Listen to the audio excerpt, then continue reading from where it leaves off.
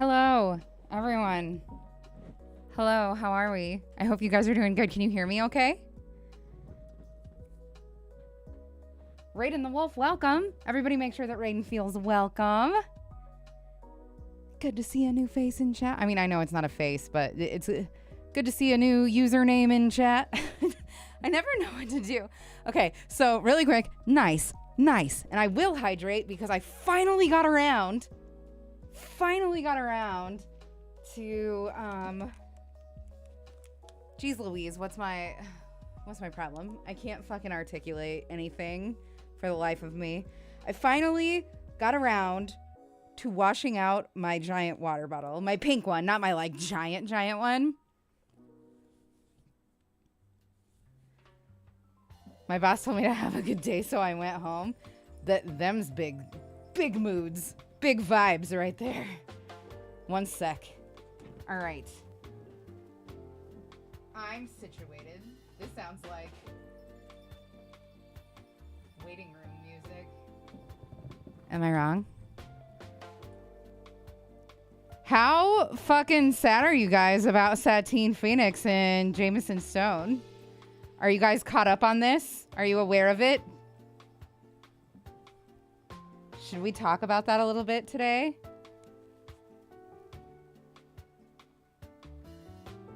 I don't know who either of those people are. They are a very important and like relevant and kind of powerful couple in the D&D sphere. And some really, really disgusting receipts came out today about the way that they have treated people. They've been really terrible to their creatives that they've hired. A few writers for a book that they kickstarted that got like nearly $400,000 USD. In on Kickstarter, it was funded, and they were like really shitty about paying the people that wrote for them. And then a tattoo artist that, first of all, did nothing wrong. And second of all, is a good enough tattoo artist that he tattooed Post Malone. This is Post Malone's tattoo artist, y'all. Hold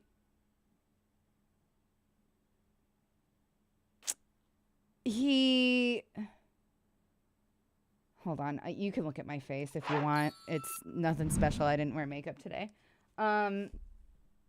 He wrote an apology. He wrote an apology on Twitter. I highly recommend you check it out. Careless Pinky, it's Jameson Stone and Satine Phoenix.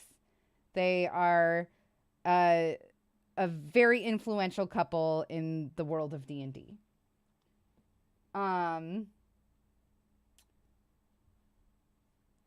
He wrote this crazy long apology blaming his PTSD, and while we do know that PTSD can make you behave in ways that we're not proud of, and it can be like a really embarrassing and harmful experience,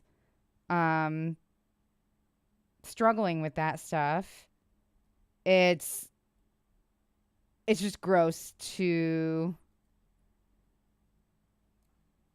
blame your mistreatment of others on PTSD. Like you can't use it as, I don't know.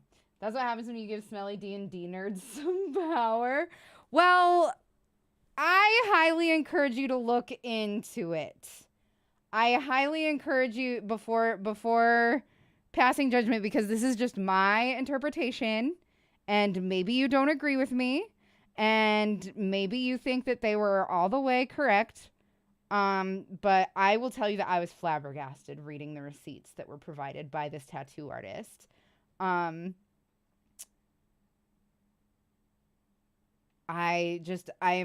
devastated to see that somebody that I admired as much as Satine Phoenix be wrapped up in mistreating creatives.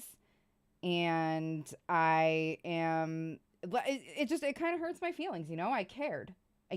We all cared. She used this as an opportunity to get out of an abusive system in the sex industry, and like, it's so frustrating to see somebody and to root for them and to like spend emotional energy on being like, fuck yeah, and like support them. And I'm bummed. I'm really bummed. And that awful apology, it just took more of the spoons that I didn't have in the first place to read it, and it's gross. If you guys want, I can share it with you. We can take a look at it really quick. Give me a moment to get this up on Edge and stuff. I taught this motherfucker. I gave him a lesson. Give me 1 second.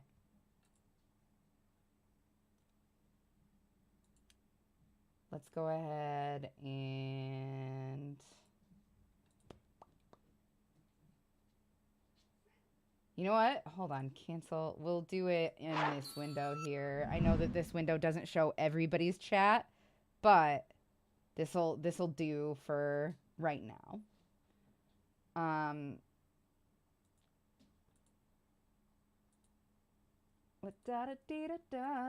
There it is. Okay. So, first things first, do you guys want to go over the accusations? Do you guys, can I just get a quick yay, nay vote over whether you guys even want to talk about this stuff? If you do want to talk about this, vote yay. If you don't want to talk about it, vote nay. Just very quickly. I know that there's 20 of you in here. If I could just see 20 either yays or nays, that would be sick. If you don't want to type it all out, then just a Y or N will be fine. Also, I owe Moth a hydrate. I just realized.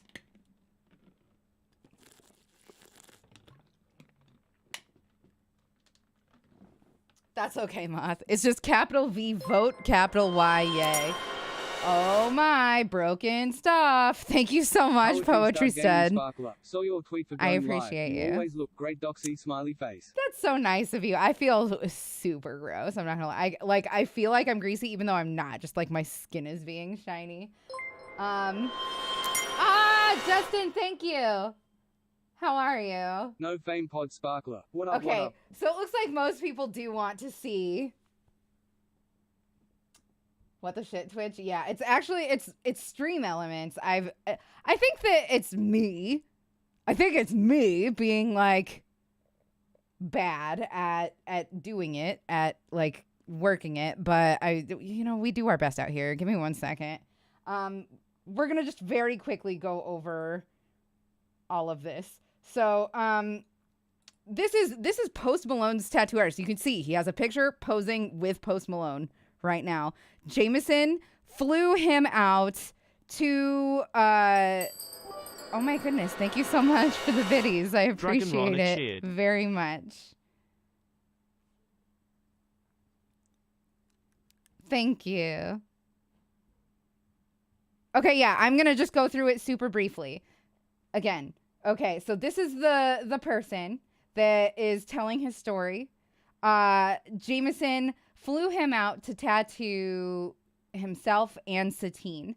And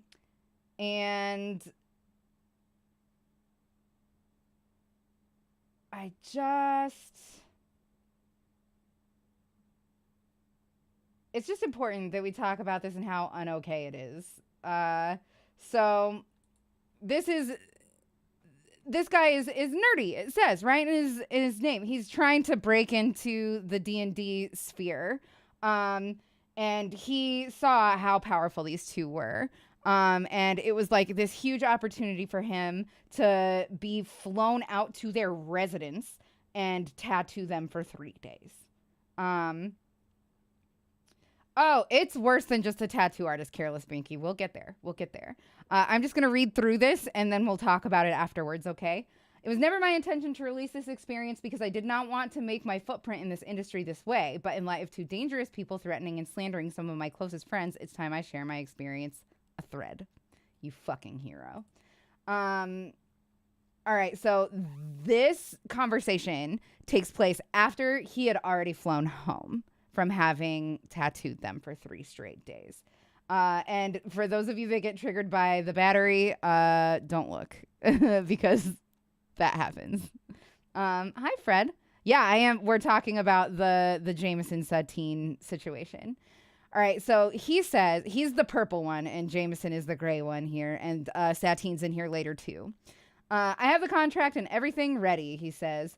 Awesome. Please send it to my email with a little heart. He says, can do. Were you able to get the PayPal working? Jameson says, have not sat down at my desk yet. Slept until 2 p.m. today. Asks why. He says, oh, okay. Because once it's set, I'm just putting it in the paperwork that was the price of the royalties. I did the same thing with Post as considered lump sum payment. So he, it sounds like, is going to be getting paid for the artwork that he puts on Jameson, the artwork that like he's gonna get royalties for this tattoo, right? It's $800 a day, which, by the way, is a severe undercharge. Times 3 minus the tickets, correct? The ticket price was in the email I sent. You have all the info that you need for the contract, correct? He says, yes, sir. Yep, it basically states all royalty agreements, as well as securing the art and specific size, placement, and orientation for the entire tattoo design. I'll be attaching the receipt of the PayPal to the contract as well for the confirmation. Send away. Let me know if it looks good to you, and I'll sign it for you as well. And Jameson says, I'll take a look now. He says, let me know if you need any changes or rewordings. He's very professional. Yeah, Justin, I'm so frustrated to see this from 2 people that I was like really rooting for. Like that I feel like the entire community put a lot of emotional investment into these 2. And for fucking what? Anyway, he says, the contract is wildly incorrect in terms of original ownership of the symbols and images my team and I created and asked you to inscribe on my body. You did not create them and have no ownership rights over them at all. They are pre-existing and copyrighted both in written and digital form in print media. This contract is a gross, blah, blah, is a gross misrepresentation of the situation and agreement which you and I had entered into. I will rewrite the contract for you, but hear me when I say this. I'm very disappointed about your lack of professionalism, Chad. And this is about to be very illuminating. This discussion is over social media. This discussion, I think, is by phone. But all of this stuff is blowing up on social media in a big way right now. Fuck, why is this happening? I'm so sorry. Hi, Soph. How's it going? This is the Satine Phoenix and Jameson Stone drama. Okay, here we go. He goes, buddy, I didn't write it. It was one that was already comprised. You asked me to reuse one that was created. ? I'm happy for you to make changes to make you happier, though confused how it's unprofessional. So what we can glean from this and more information that we're going to get later, we'll go over it later, I promise, is that he didn't know how to write a contract for this. He was not like... He doesn't normally have to do contracts because he is a tattoo artist. He just has to do like releases and stuff that normal tattoo artists and body modifiers do.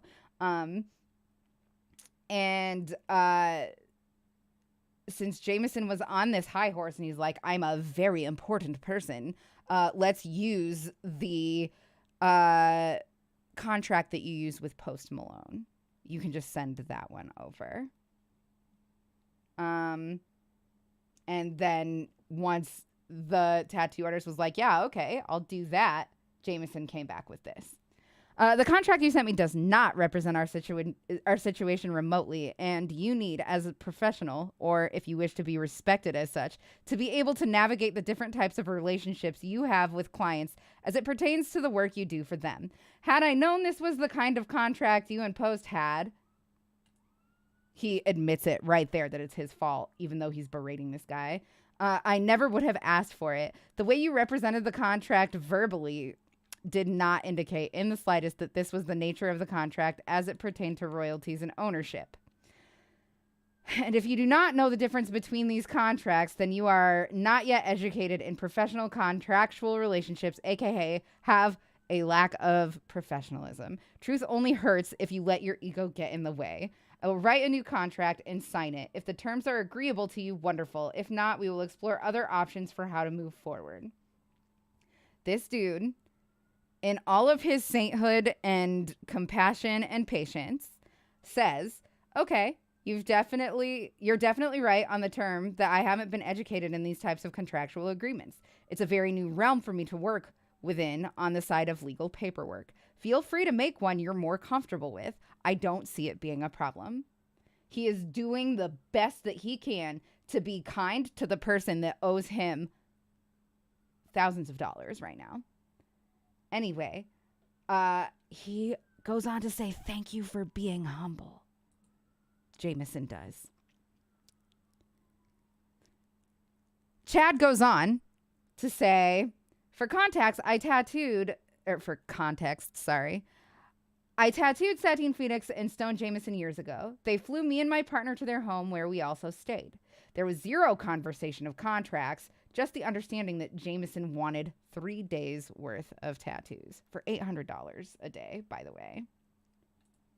So under what Post Malone's tattoo artist is worth. By the way, I looked at his Instagram. He's so fucking talented. It's he's worth so much more than $800 a day. Anyway, he goes, thank you for being humble. This will take me about an hour to do. And then our hero says, simply put, I'm not going to be replicating your exact design on anyone or on any art. He goes on to try to comfort Jameson further. I'm not a legal writer, nor have I ever made legal paperwork for those kinds of things. No, it's harsh to be so greatly disappointed in my lack of understanding of writing legal paperwork when it's nowhere near my scope. I make tattoos, not contracts. Be humble in understanding the severity of your words when working within a friendly exchange. Which, again, Jameson didn't even talk about a contract until he had already agreed to go there. Like, he was there. And he learned that he had a contract with Post Malone and then insisted on having a contract himself. Jameson goes on to say, this is business, Chad. You've performed services for payment.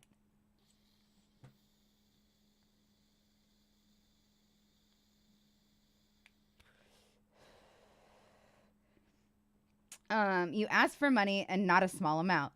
I am treating it, by the way, this is way too small of an amount. I can't get through my leg tattoo cost $600 and it did not take a full day. It's disgusting. I'm treating you in a professional manner as a contractor, which you are in this capacity. If you wish to be seen as a professional and charge professional rates, you need to learn and understand the realm in which you operate and be prepared. Oh no. I didn't have this problem earlier. Here it is. And be prepared for your clients to be disappointed in you when your lack of skills / experience / understanding let them down. Chad goes on with the patience of a saint to say, understandable, man, no worries. I'm happy to sign things that match our exchange, the best for you and your team. He keeps just agreeing and apologizing and being very humble, right?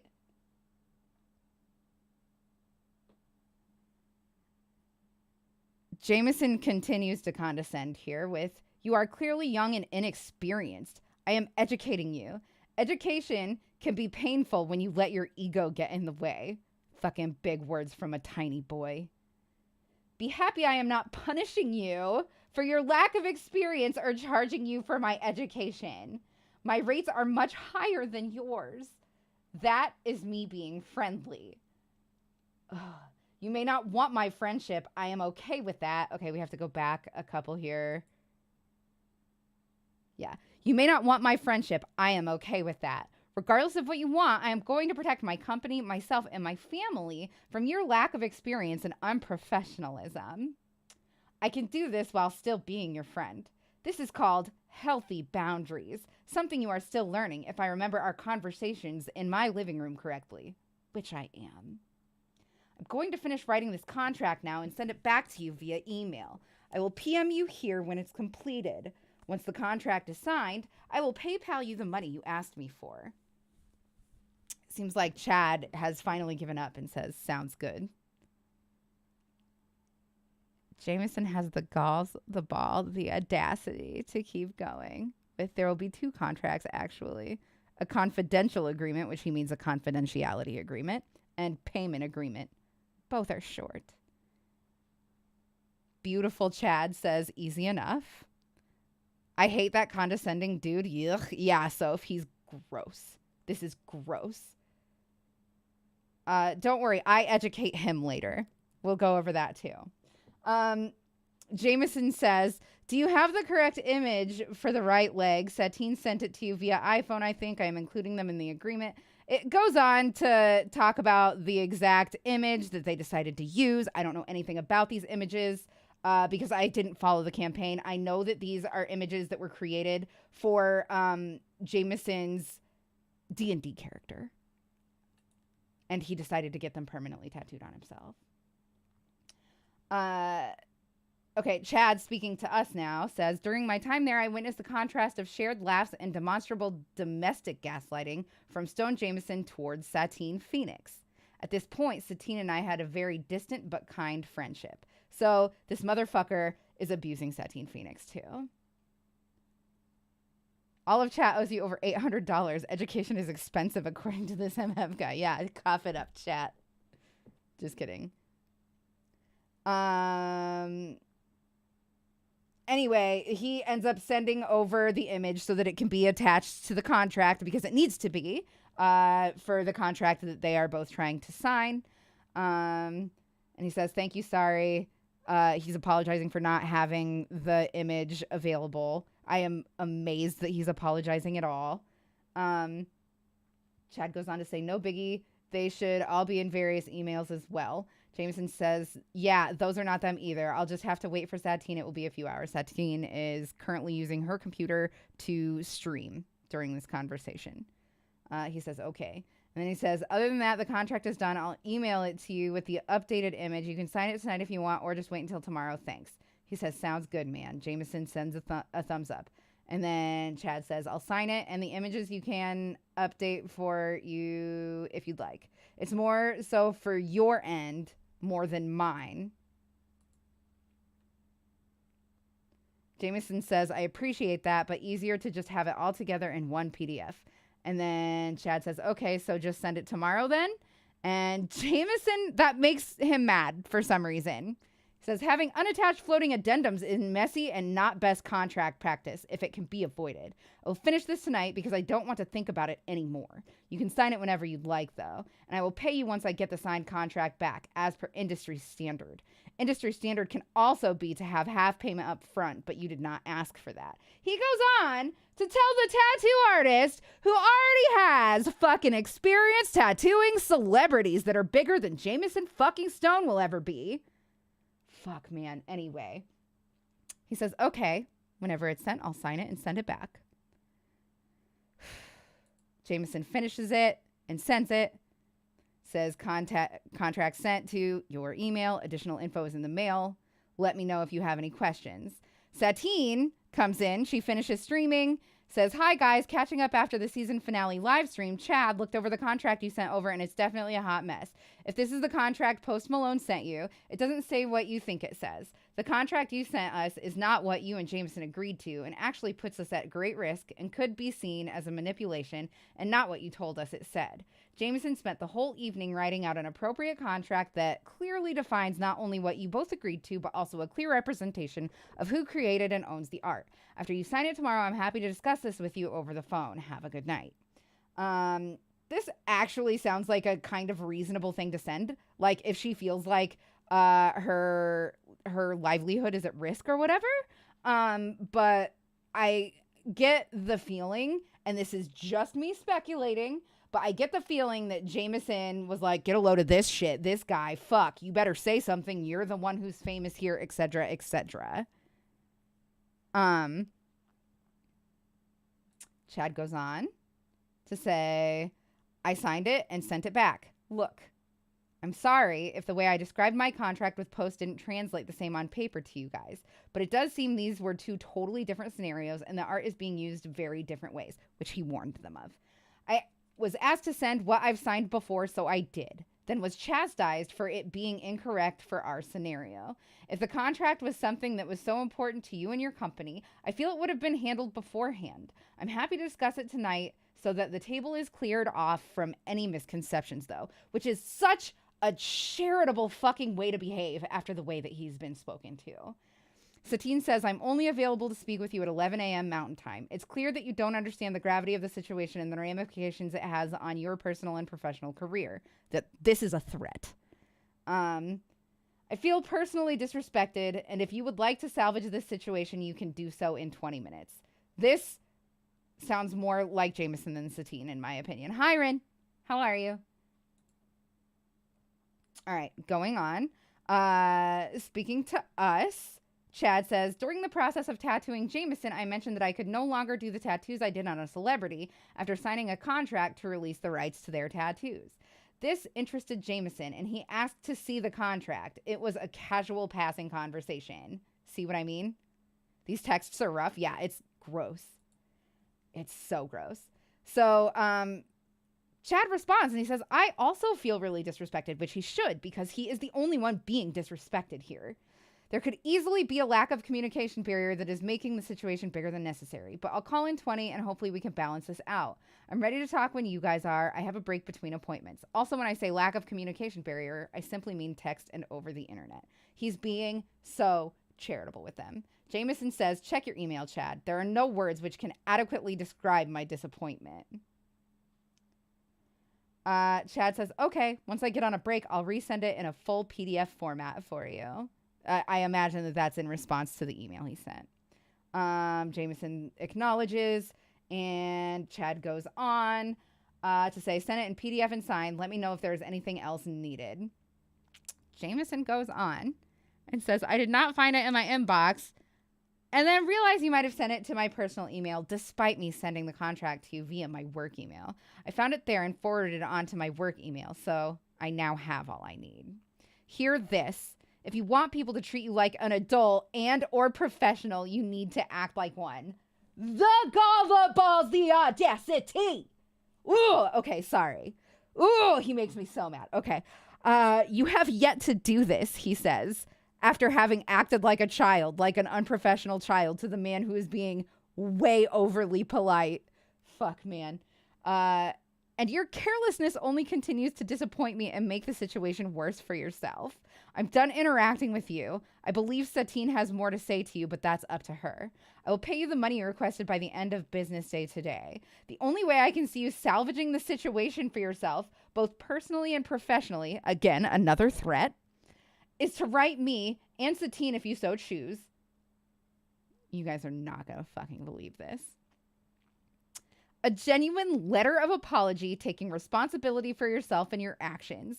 If you decide to do this, I expect it to be through the post, not email. You have my address. You have been paid, and I sent you a copy of the receipt.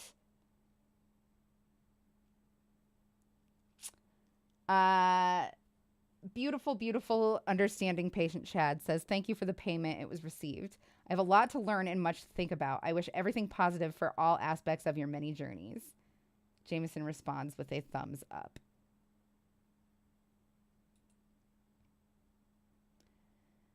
Chad goes on talking to us. That's the end of these texts with Chad. Chad goes on to say, after finishing 3 days of tattooing, we agreed to do my old day rate and deduct the price of the plane tickets. It wasn't until I got back home and asked about the payment I hadn't received that the contract was brought up again. When I realized it was a deciding factor for payment, I simply changed the existing contract to include mine and Stone Jameson's information. When I sent it, I was insulted, berated, and talked down as if I was a lesser person. This is a video of that very conversation. It's a picture, but we forgive him. Afterward, I had a 20-minute phone call with Satine Phoenix where I was told not to speak and that I was unprofessional for even presenting them such a contract that had never even been discussed before. When I had finally had my chance to speak, I was told not to call back. Some time went by and I did something that was disingenuous, but I felt necessary at the time. I apologized. I was afraid of what these two could do to my newly growing place in the D&D world, so I swallowed my pride and apologized with no idea what I was apologizing for. I never spoke to anyone in the industry about this, letting it slide as a learning lesson. It wasn't until we were at another convention and people saw us together that I was pulled aside by multiple separate people warning me that they are dangerous company to keep. I then distanced myself on all fronts from them, realizing I share mutual stories with many people in the D&D world who had also been incredibly insulted and borderline abused by Stone Jameson and the power they believe they have. It's time for this to stop.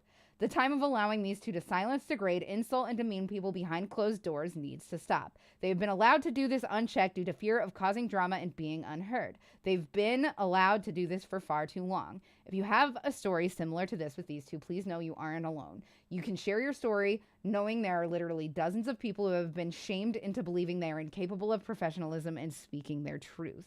Society should not hold people who conduct themselves like this in a place of power, especially in this industry. Many of us use D&D as a safe space, and it's examples like this that threaten what we've worked so hard to build. So,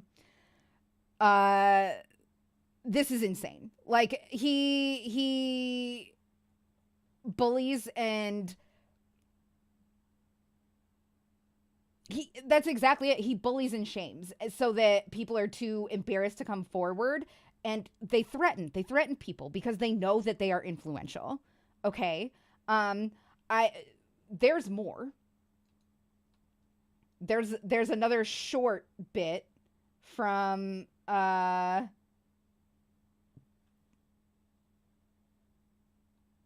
another lady. I cannot remember her name. If anybody has the link to the other lady,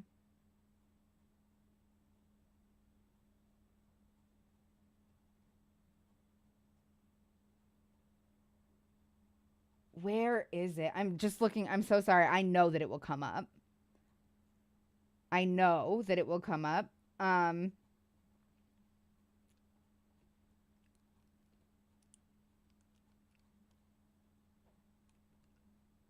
There's also a Discord conversation between him and several of the writers for the book that they put out, that they kickstarted. And so a little bit of history. Josiah taught me about how this works earlier today when we were talking about this, and how we're both like so disappointed because we both like, we just like care about Satine, right? So this has sucked.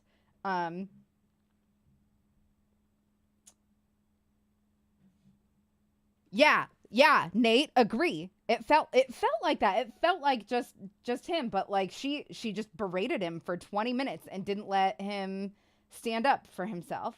I really the other thing is really gross too. They hired a bunch of writers, right? And normally, like, apparently the going rate for a writer in the TTRPG space is 15 to 20 cents per word. They offered 10 cents per word.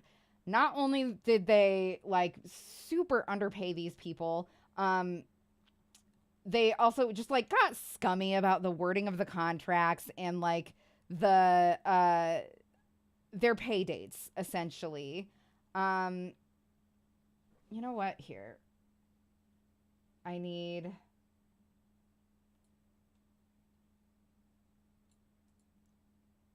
Copy this. We'll paste it here.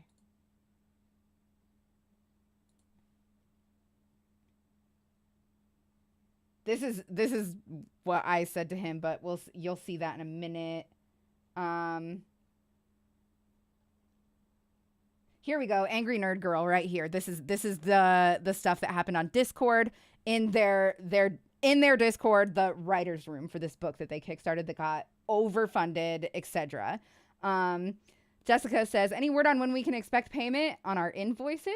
Because they had been asked by the 3 people in charge, are Satine, Jameson, and a guy named Rick, if I recall correctly. Rick had told the writers to invoice. I can't remember the name of the company, but the Sirens Battle of the Bards company, right? So they had done that, and some time passed, and she said, any word on when we can expect payment on our invoices? And Satine says, that is a good question. Thank you. Please tag Jameson with these kinds of questions so we can make sure to see them promptly. And you're about to see a new scary level of abuse from Jameson in these conversations. He says, once final draft of the book is complete and getting set to layout, we will begin paying invoices. Right now, we are still receiving writing from some of our writers, and instead of paying in batches, we will pay all at once. I assume this will all be done by the end of December. We'll keep everyone posted. Jessica answers with, considering we expected to be wrapped up with this project by the end of summer, that's disappointing to say the least. Carrie agrees with, I did assume that the 30 days indicated on the contract would be 30 days from invoice, because that is industry standard. Jessica goes on to say, yeah, if I recall correctly, the contract mentions payment 30 days after work receipt, Jameson Stone. So technically these payments are well overdue. He responds to her with, hello, Jessica. Sorry you were disappointed, to say the least. You have written 2 items so far, The Rebellion, which has not gone through final edits, and Chapter 7, which has not even gone through dev edits. I'm not going to make fun of him for being what I assume is probably... he shows a lot of symptoms of dyslexia in his writing, and I will not make fun of him for that. Once these 2 things are completed, they will then be approved. Until they are approved, they will not be paid. Additionally, word count has not been finalized. We are doing final edits now, and we'll let you know when we are finished. So another industry standard is to be paid per word that you have written. These guys are paying per word printed, which will be a different amount after edits, and they will take advantage of edits to pay you less. Like, it's an industry trick. Okay.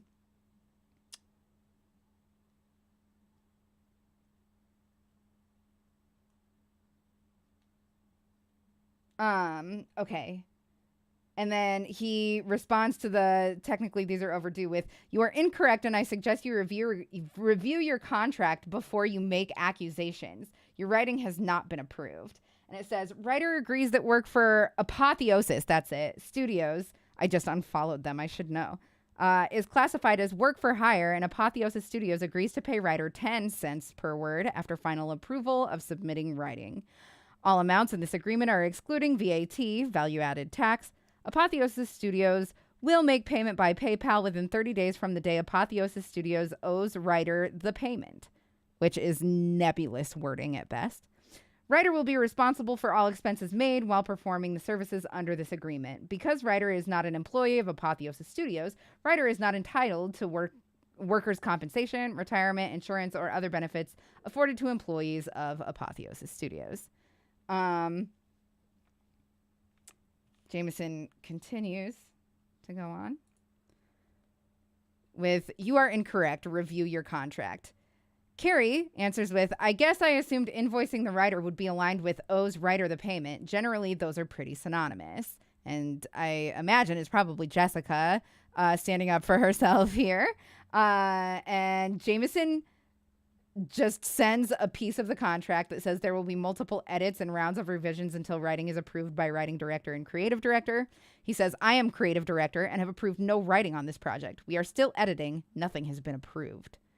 He tags them and says, and all in this chat. I'm happy to discuss any and all questions about payment, timeline, or anything for that matter. However, making accusations, especially incorrect ones, is disappointing to say the least. In the future, please PM me with questions. This is the thing that is terrifying. When he says, in the future, please PM me with questions, that is where he's going to do the real threatening. When he gets you alone, that is when he's going to say, listen here, you little shit. I am so famous. I don't have time for you to be unprofessional like this. Okay. Whenever somebody says PM me with this kind of thing, when you're talking about work, that is a big red flag every time. Okay. I want you guys to know to value yourselves enough to have witnesses when talking to a superior. Every time, receipts, receipts, receipts. It is important, and this is outlining exactly why. Okay? Please know that.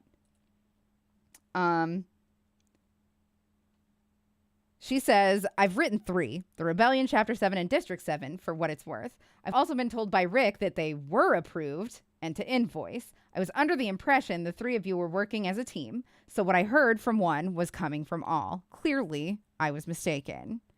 He says, yes, we have you down for level 7 as well. Rick was incorrect to tell you that, and it is not reflective in your contract. And then he says correct, that I think that was in response to the clearly I was mistaken part.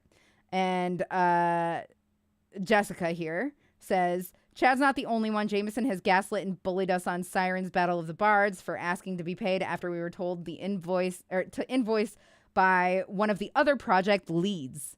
We eventually were paid, most of us less than we initially invoiced for, but it's done. And now going into her thread on this.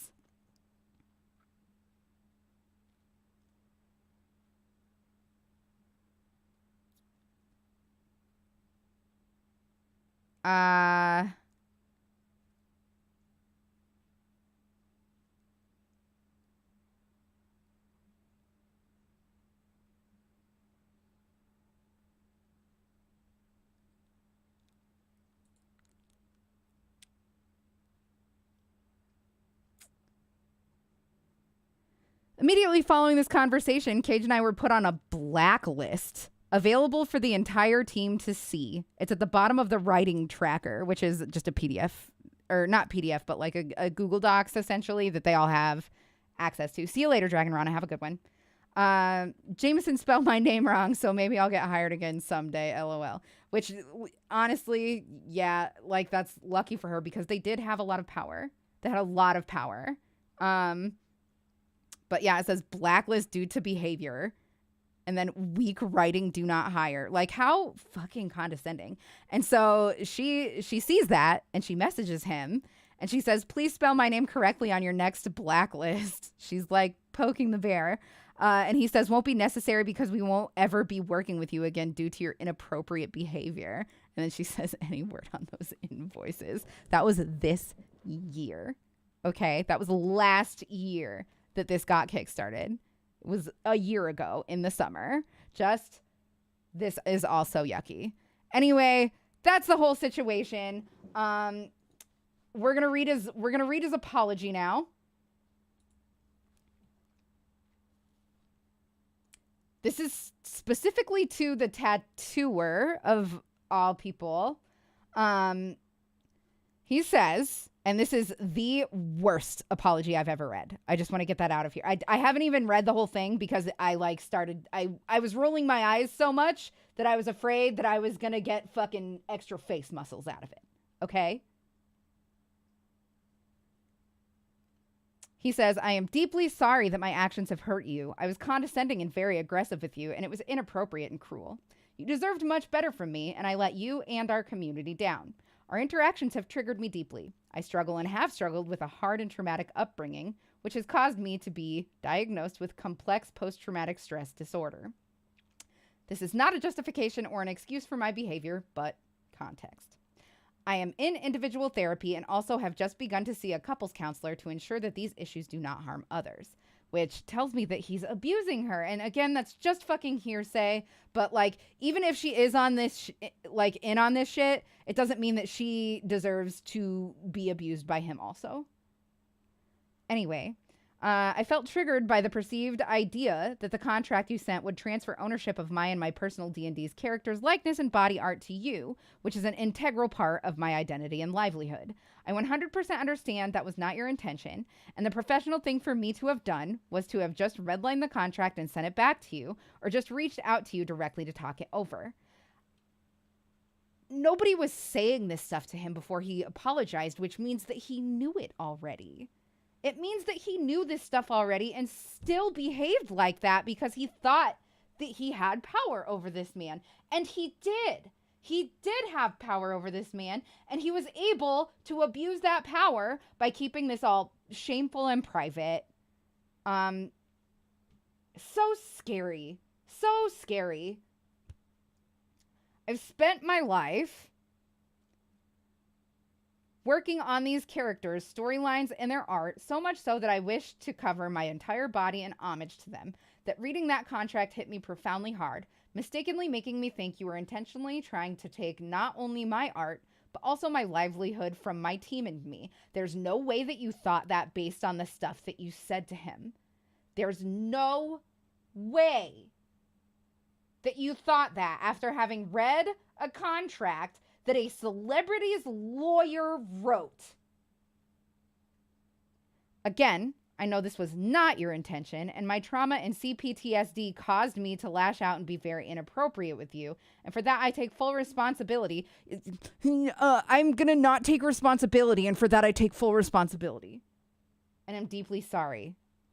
It is my hope to heal our relationship and repair the damage I have done to you and our community. Satine has brought up this exact situation since it has happened, and because of my aggression, caustic, and demeaning behavior, I've been working one-on-one with my therapist about these issues for over a year, along with us having just started with seeing a couples counselor for the ways my actions harmed Satine. Again, this is not an excuse or a justification, this is just the facts as they sit. Additionally, based on conversations in chat and then in additional conversations in our hotel room at GameholeCon, I thought we had worked through and healed the pain I caused you. I'd apologized to you then when you came to Satine and me to perform another tattoo session for Satine. On that day, before we could get started tattooing, you shared some sensitive information that I will not post here. Our hearts broke with you as you shared your feelings, and we spoke, listening in support to a dear friend sharing their pain. During our conversation then, I shared that although inexcusable, I was perpetuating a cycle of abuse unknowingly when we discussed the contract a year prior. I shared my great shame about how I had hurt you then, and I apologized and asked for forgiveness because my actions were wrong and hurtful. We were both teary-eyed and hugged it out, and I had thought we had healed this situation because I thought I had taken responsibility and was forgiven by you. It sounds an awful lot like he talked a lot about himself and his own PTSD when this guy was trying to talk about harm that was done to him. Just like this time. Again, I'm just speculating, but it's a pretty fucking educated speculate at this point, wouldn't you say? Fuck, man. Okay, sorry. I clearly was wrong and have not done enough to atone for my inappropriate actions in the ways that I have hurt you, you fucking think? I am sorry. I also understand that you maybe did not feel safe enough due to my former aggressivity or position of power to share fully about how I had hurt you then, and therefore we could not have healed fully during the conversation in our hotel room at Gamehole. I am sorry if I did not create a safe enough space for you to share your pain then, and I endeavor to do so now with an open heart, atoning for the ways that my actions have harmed you and others. Although difficult, I truly believe that speaking out about this here in a public forum is a good thing and hopefully gives you the safety to express how you feel so we can heal this. It shows our community that certain actions and modes of interaction cannot be allowed both personally and professionally. By bringing things out into the light so all can see, we can use truth and understanding to hold everyone accountable. And in this case, that person is me. I fully take no, you don't, though. I fully take responsibility for my actions, and in rereading the text messages I sent you, I'm filled with sadness and shame that I used my position of power to hurt you. I should have handled our interactions profoundly differently.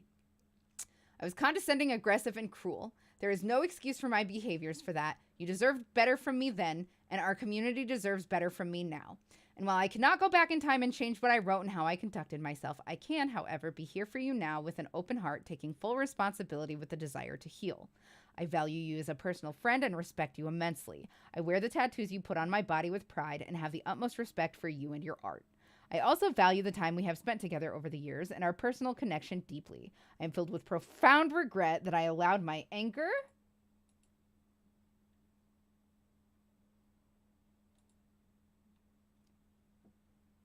transference and triggers to be the best of me and to get the best of me, and hurt you and anyone else, especially Satine.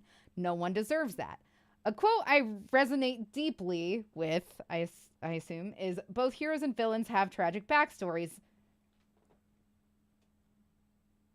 This is so gross. Both heroes and villains have tragic backstories. The difference between the two is that a villain wishes to punish the world for the ways they were hurt, but a hero wishes to protect others from the pain that they were forced to endure. I acted as a villain here, Chad, punishing you for my history of trauma and suffering, which had nothing to do with you. My actions here were unacceptable, and I ask for your forgiveness. I also ask for Satine's forgiveness, for in my pain, I pressured her to support me in defending us against your perceived attack. I didn't get this far before, and I can tell. Like, we could both tell. Like, I mean, both, like, you and me, right? We could all tell, right? Sorry. Anyway. Against your perceived attack, again, using language that, like, paints himself in a better light. And then also to punish you for it. For that, I have profound regret and shame. She wrote and said things to you which she did not mean or feel was appropriate, and it was in her love of me and fear of losing me that she acted in a way that is not reflective of who she is and what she stands for. I hope that you and our community can see that her actions were done out of coercion and are not reflective of who she is. This will not happen again, and we are in counseling to ensure that. I allowed and perpetuated a cycle of trauma from my past to continue through my actions.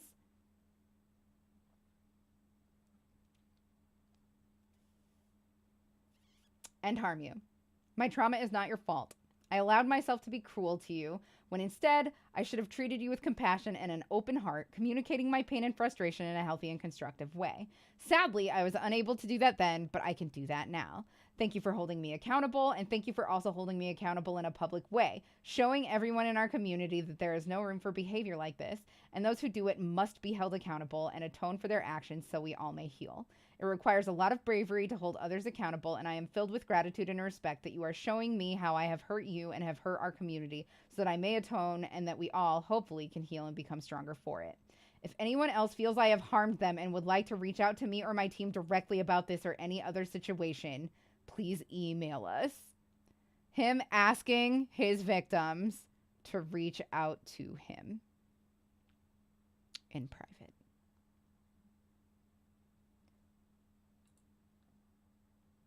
Now, we read the thing that he posted before this blew up.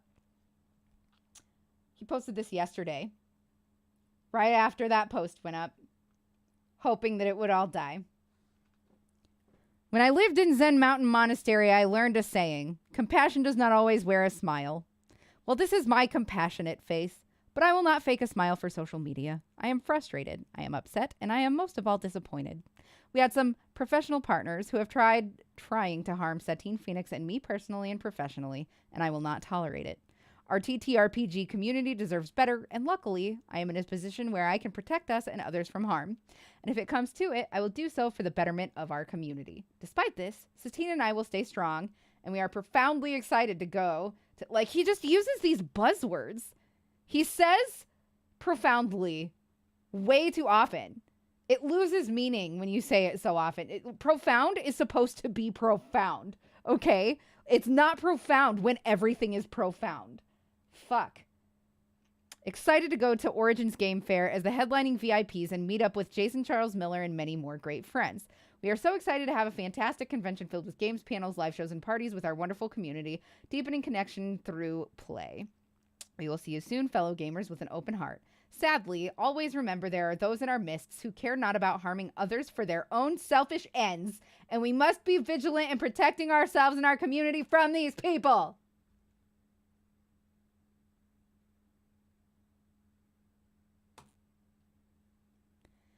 Anyway, I told this motherfucker. A good apology doesn't need to be 8 panels long. 1, acknowledge what you did. 2, acknowledge separately the harm it caused. 3, demonstrate what you've learned. 4, state how you will change.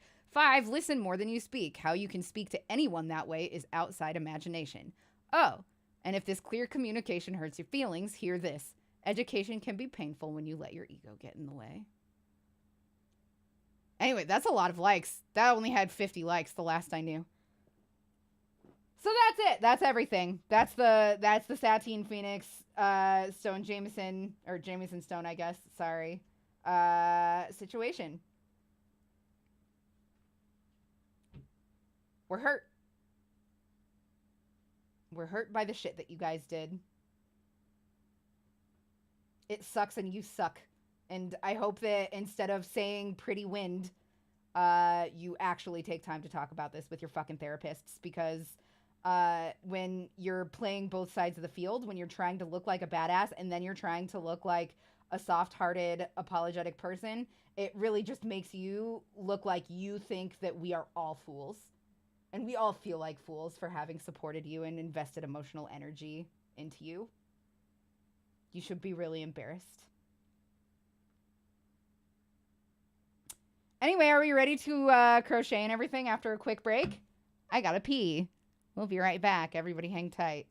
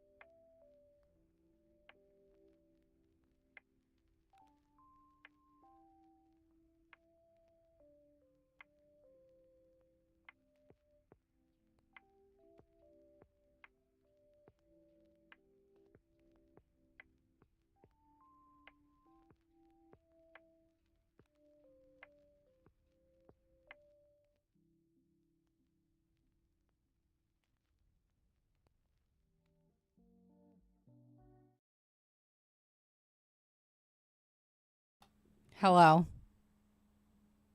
I've returned.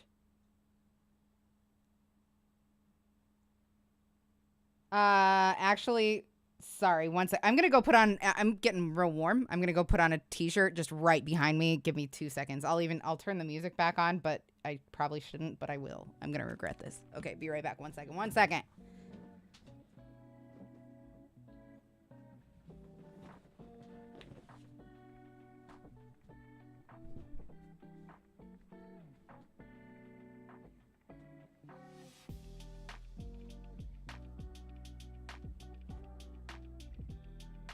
Sorry, pretty kitty girl.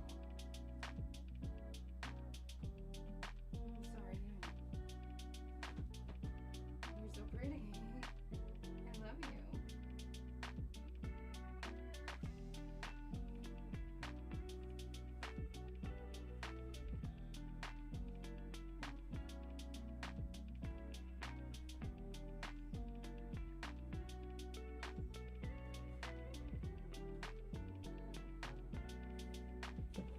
I'm sorry that I jump scared you, Kit Kat. I did not mean to.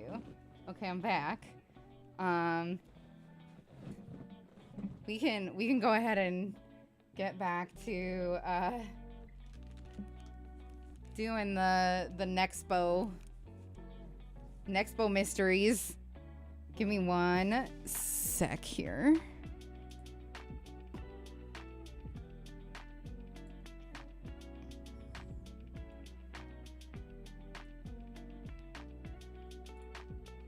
Yeah, I do. I regret it. I regret starting the music. Luckily, there's only like 30 seconds left. I'm just going to quickly find a fun... I wanted to do the Chronicles of Reddit. Oh, there it is. Perfect.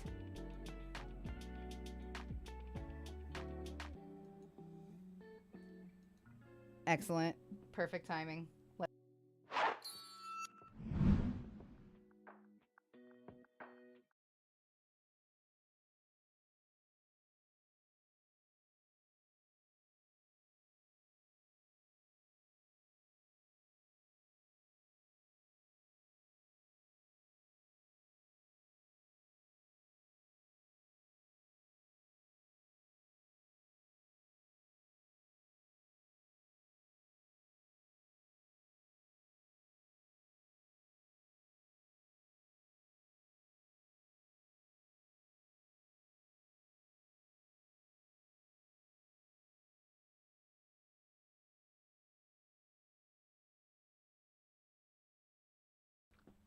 I think I accidentally hit the wrong thing. I think I hit ad break instead of standby, and that's... Can I please have 3 readies, and then we will get started? Fack. Sorry, everyone. Sorry.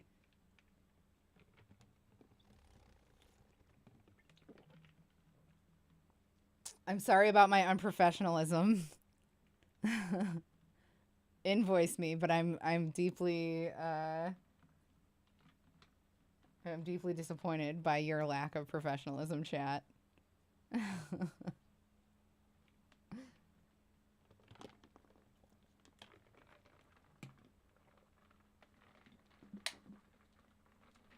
All right. Okay. Did you guys... That's all out of our system, right? We don't have to talk about that again? Because I don't want to. I'm just fucking sick of finding out that all these people that I fucking care about are the worst. I was also currently having Twitch issues, so glad the sound wasn't on my end. Oh no, I'm sorry, Vardic Muse. I did not mean to add to the anxiety of that. See you later, Soph. Have fun.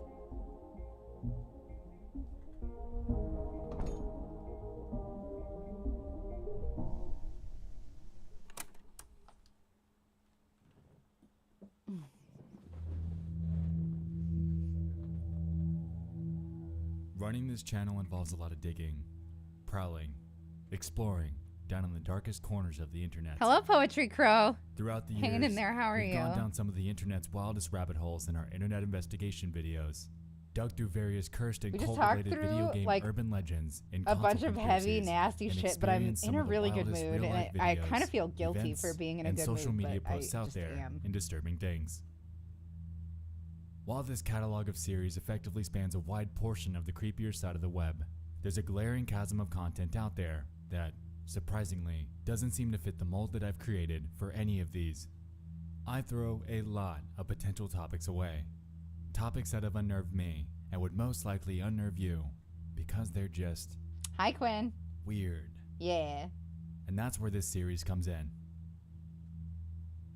Welcome to episode 1 of Chronicles of Reddit. Did you see the a series DM I sent dedicated you? to No diving into pressure the if you odd, can't check. strange, and bizarre part of the internet that doesn't quite Then fit the again, bill I guess for a it Disturbing wouldn't be Things for today episode now or anyway. full-fledged video. Because there's only like an While hour the and 15 case, minutes this left series of... will still carry an anthology formats and will be a more casual, analytical dive. Yeah, into the look less at it. Look at disturbing, the... more puzzling mysteries on If you Reddit have that I've time and stumbled upon in desire, my look at hunts the for video DM topics. if you don't mind.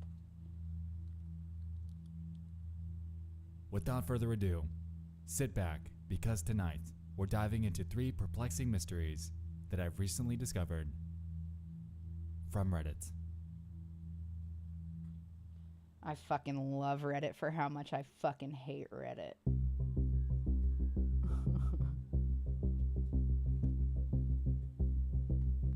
My belly feels real nucky. To lead off on this series, I'd like to redirect your attention to the Too Afraid to Ask subreddit. As the name suggests, the board's primary purpose is to house the various questions that one wouldn't be keen on asking publicly. There's a user that visited there a few months ago by the name of Iceman Throwaway 123. Appearing to be a big fan of PCs and graphics cards, evident by his multi-month Reddit history, he was active in discussions spanning various boards related to the topic. Strangely, on July 29th of 2019, he'd make a post out of left field that would quickly climb its way to the top of Too Afraid to Ask. That morning, at 10:55 a.m., he'd submit it with the title, 12 mysterious and identical stores open on my street. What could be happening? It reads as follows. I think I read this one. And it's like full. I live Okay, just I'm not outside a gonna big city spoil in what it. resembles a suburban main street. Like many suburban main streets, retail business has been rough and they've all closed down. After a month of nothingness, suddenly 12, yes, a dozen, identical convenience stores pop up. They look the same, they aim for the same floor plan, and they sell the same products at the same prices. The names are all tiny We're gonna do variations both of each Chronicles other, of Reddit. like Town Name Mart, or For Market sure, of but there Town will Name, be some time and all left clearly after bought their that, signs from the Quinn. same place, as the fonts, colors, size, and shapes are I'll be identical. ending at midnight my time, and These right now stores it's see no almost business, 11. yet have large staff numbers and are surviving way longer than the former stores that closed on this street. When I enter one, they all stare at me while I shop. I don't usually get nervous, but it feels like they're staring threateningly rather than intently. Ow, fuck. God, They my only stomach is accept cash killing. unless you pay some $50. Most of their products are Walmart brand grade value products being resold for higher prices. Most of the products are expired food products. I bought bread from one without checking because I was in a rush, and it turned out that it was 2 months expired. Upon returning to show them, I found that the entire shelf was expired goods. What was even grosser was the dairy cooler, which had ancient milk products. I'm so confused.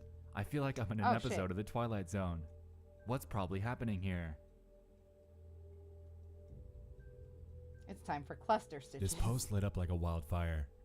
Users chimed in inquiring on details about his findings, and Iceman seemed to be fine with giving further details to help the case. Strangely, though, he was extremely hesitant to share anything that would give investigators even the slightest clue at the state or region in which he lives, which threw a huge wrench in figuring this out. Before we get to that though, if we're assuming his story is legitimate, what's actually going on here? In one of his many follow-up comments, Iceman claimed various things, such as the fact that, Will quote, it? Aren't they both all only the like stores have half an hour expired long? food and seem to refresh every few weeks. And also, Tomorrow the we're bread I bought starting was a nasty shade of green on the inside. the sedition trial because that's It when it is. seemed, And I found out at that it's least at to me, night, so But this could have been a front for some sort of it'll money be laundering 9 scheme. my time. It'll It be all like appears to normal check out as stream well. time. Create what appears to be a legitimate business in hopes of circulating your cash flow and buy back into your own store.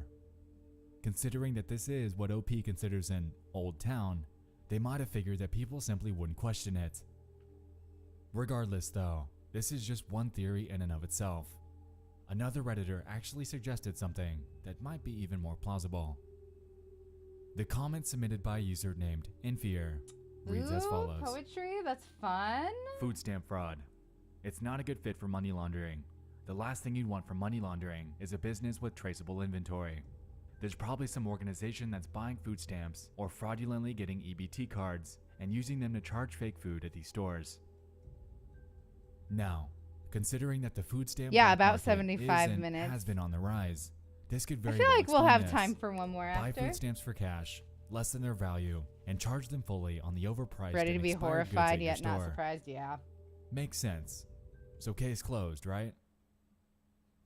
Well, I'd say so. However, there's one more layer to this that makes this entire situation a bit stranger. Let's back up for a second. Iceman Throwaway, contrary to his name, actually has an extensive multi-month post history like we mentioned prior. He was incredibly active on various PC and graphics card related subreddits. However, the last post he ever made was this one. As of today, he's completely gone, vanished entirely from Reddit. Of course, this added fuel to an already burning flame of utter curiosity. That is wild. And so the question lingered in the back of my mind. What happened to Iceman?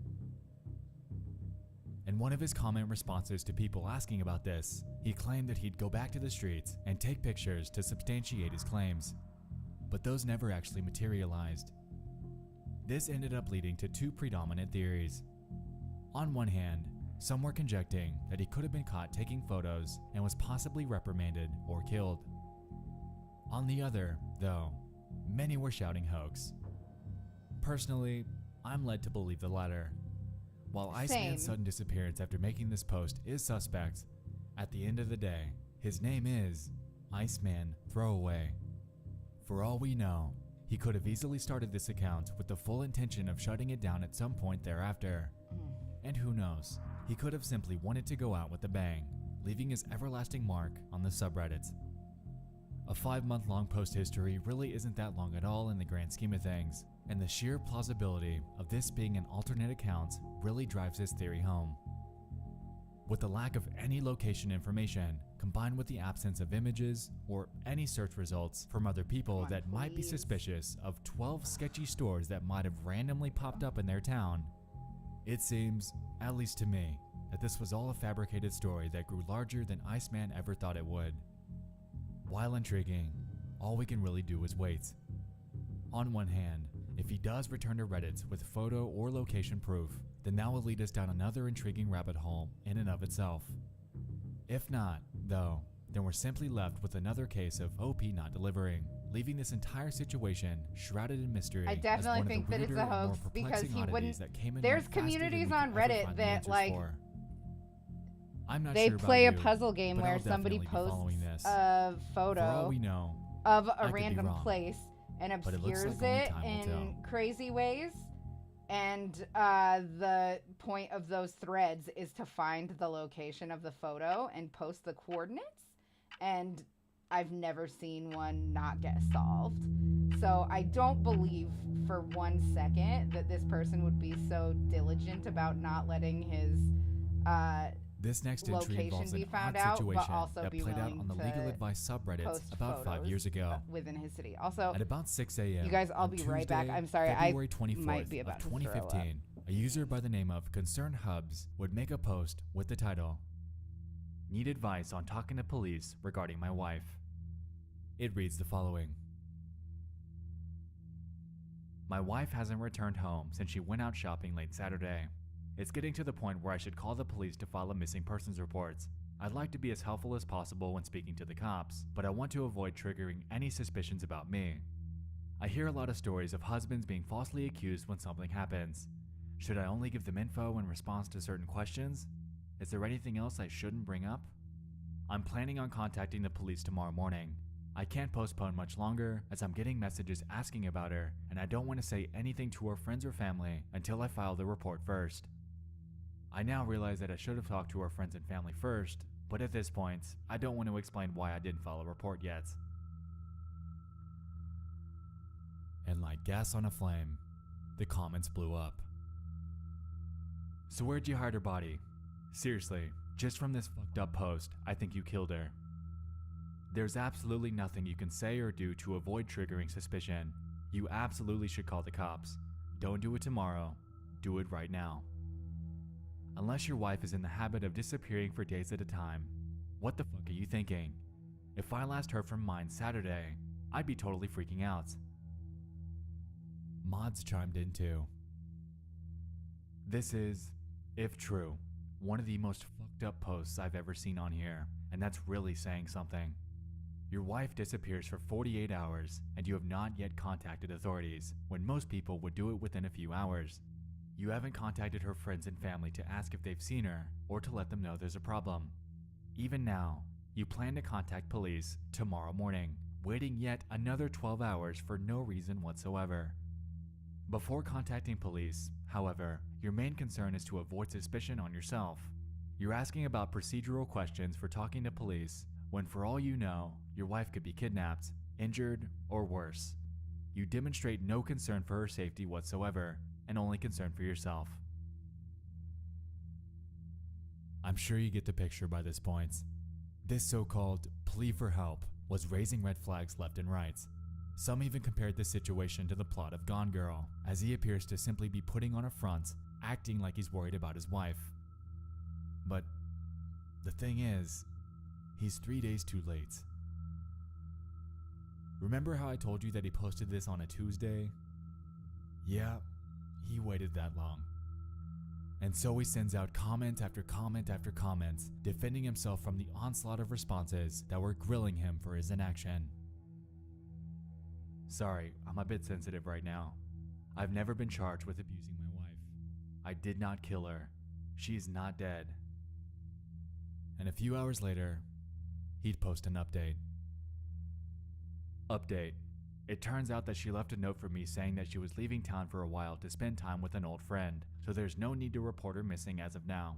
I'm going to have my wife's best friend make some calls to my wife's family and friends to let them know that she's okay. Now, my first thought when I read this was that she really must be old-fashioned. With the advent of the modern smartphone having happened about 8 years prior, you would think that something as primitive as a note would be insufficient notice for your significant other taking some sort of random vacation out of nowhere. This single detail led me to question whether it actually exists or is simply a decoy to get people to calm down. This is further supported by the fact that he stated that she'd been missing since she, quote, went out shopping late Saturday night. You'd think that if this were the case and she decided to get up and leave from shopping on some sort of random vacation out of nowhere, a simple text message, a phone call, or anything for that matter would be a more effective way to give someone a heads up. But hey, to each their own. Regardless, though, according to the OP at least, she ended up being okay. Whether or not this was just a front to get people off his back or to allow the conversation to die down, this post and situation stands as a testament to the fact that if you act sketchy in an attempt at absolving yourself of suspicion, then suspicion just might find its way to you.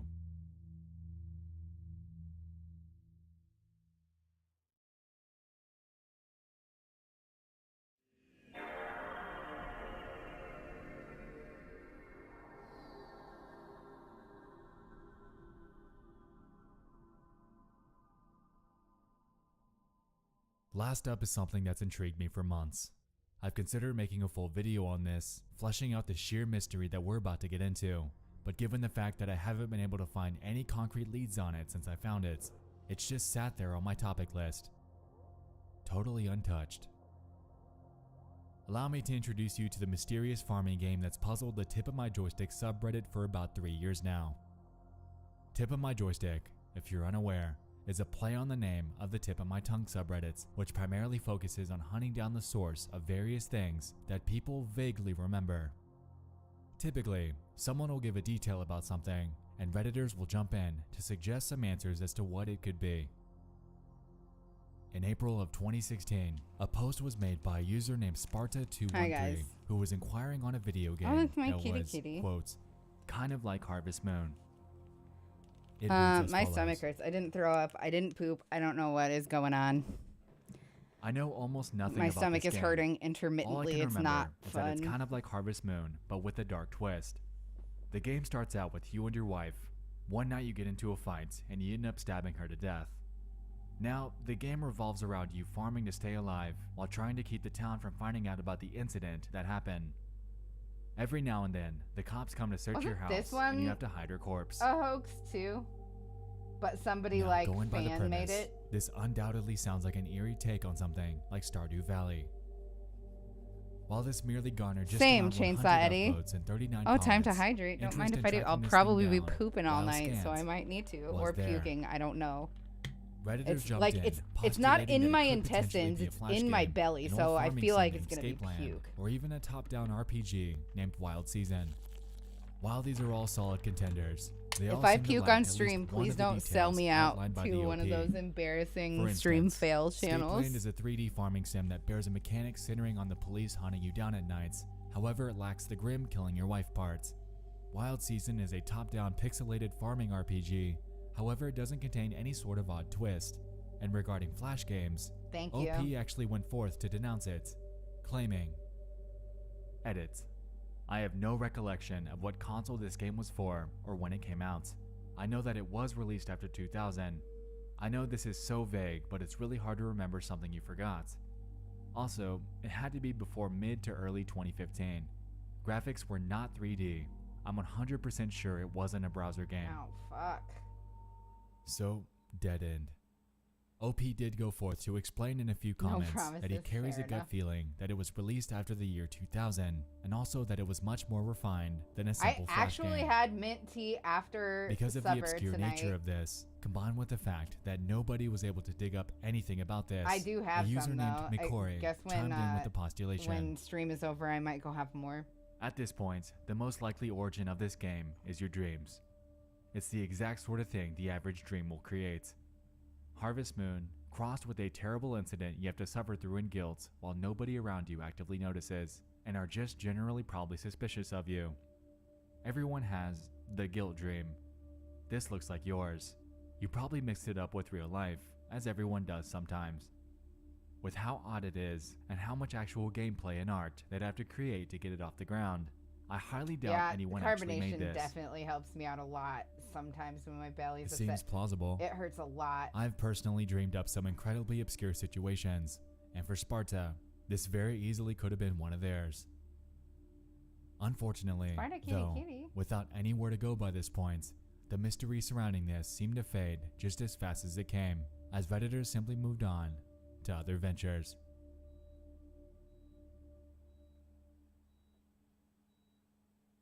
That was until nearly 3 years later. Out of absolutely nowhere, on December 16th of 2018, a user named David Spade AMA jumped onto the board to post the following. That's Evil a very farming game. funny fucking There was this game I username. used to have downloaded around 2006 before I upgraded my computer and lost it. It was a farming, Stardew Valley style of game where you murder your wife and then you try to pretend you never killed her. And that was the whole game. Keep farming and make sure no one finds out you killed her. There was a fishing minigame, and I specifically remember fishing up evidence of your wife's murder and then you pass out. As you'd expect, people were quick to jump on the connection to the post from 3 years prior. What some were led to believe was simply a dream Yeah, or I a never do non-existent Sprite. fragment I of always the prior do, OP's imagination began to lean closer ginger ale to the potential sometimes. of being entirely real. But mostly like In a tonic reply, water linking or his post to the carbonated former, water OP claims, or club soda. "Oh wow, I thought I was the only one." Not mentioned in that post was the pixel art gameplay and weird cutscenes in a different art style. It was downloaded off some shoddy indie devs websites that also had a ton of graphic live leak style videos to download. The name was so out there that I can't think of what it was. It might have started with Ash and then kept going, but that might have been another site. So before we continue, I want to point out something that doesn't quite line up. We have this lost, disturbing farming game that supposedly existed between 2000 and Chainsaw 2016. Eddie, that's a promising The lead. prior OP claimed that it was a console release and not a PC game. But here, we have this new OP claiming that he found it on a shoddy indie dev's website that contained what seemed like shock videos and gore. While nothing damning, these claims are contradictory, which throws another obstacle in our investigation. In an edit, he jumped back in to explain that it also wasn't a kid's game, wasn't from RPG Maker, and reinforced the fact that he got it off an indie dev's websites. Furthermore, he gave a detail explaining that in each day in the game, the date would pop baby, up, my stomach and wants also to one of hurt. the I'll give it characters a was, reason. quote, an old dude with the white beard. I find Mountain Dew absolutely Leaner Heights, disgusting. Moira, I do not Lakeview think Cabin? it tastes good. Unfortunately, at least according to the OP, none of these are it. Personally, I found that the closest premise out of all of these is Moirai. While not a dedicated farming game outright, it centers on the main character being thrown into a pixelated farm. Your main task involves tracking down a missing woman in some nearby caves, and after finding her, you're left to either kill her or get help. The game was actually connected to online servers, and when you're asked questions by a bloodied farmer inside the cave, your responses would pop up in a playthrough for whoever plays the game after you. You'll do For all we fine. know, OP could be mixing things up here, under the presumption that in this game, you kill your wife, possibly attributed to the fact that the person that played it before them might have mentioned something about a wife in their own responses. But even this is a pretty large stretch. A disturbing top-down farming sim is something that would undoubtedly be ingrained in my mind for many, many years. And personally, I feel like I'd know it when I see it. I know I would. But OP said this isn't it, and so the hunt continues. 1 month later, in a third post related to this, a user named You Done Me a Bamboozle jumped onto the subreddits in the most popular take on the topic so far. Interestingly, his post would stand out from the others as he claimed that he downloaded it onto an old laptop from 2001 and still had it in his possession. Hi all, first time posting here. Today I found my old laptop, but sadly it won't boot up, but it brought back some great memories, specifically the following game. At the start of the game, you killed your wife, but after that, you just lived normal, managing your farm. However, it had a twist. The police could come at any time and Hi, find the Schwipstick, body, how are so you you? had to Sorry, constantly I'm be wary and move it. Battling some awful, The awful laptop was stomach built in pain. 2001, and I bought a new one in 2003, so it would have been between that time. It wasn't a browser game, and I think I may have gotten it from uTorrent, but I can't remember to be honest.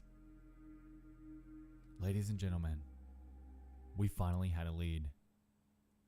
Like vultures, everyone honed in on one thing. We had to get that hard drive going by any means necessary. In what I consider the subreddit's largest act of mass collaboration, most of the commenters chimed in offering their services and even a GoFundMe in hopes of repairing that laptop, as it was the primary Okay, key I'm to sorry, I have to unearthing go the try identity again. behind this This is enigmatic video absurd. game. I'll be right back. I'm so sorry. So OP went forth to thank everyone, but declined their offerings as they lived in the UK and most that were offering were in the US. They gave an update stating that they were going to take it to a local computer store in hopes of repairing the damaged drive and would report back later.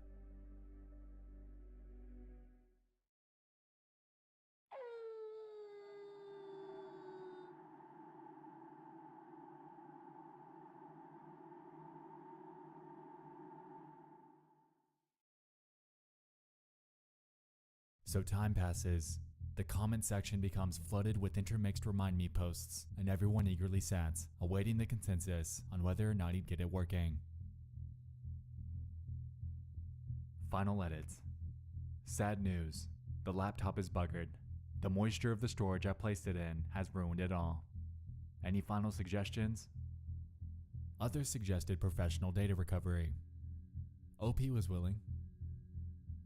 Edit cubed. I'm retrieving quotes from professional data recovery firms.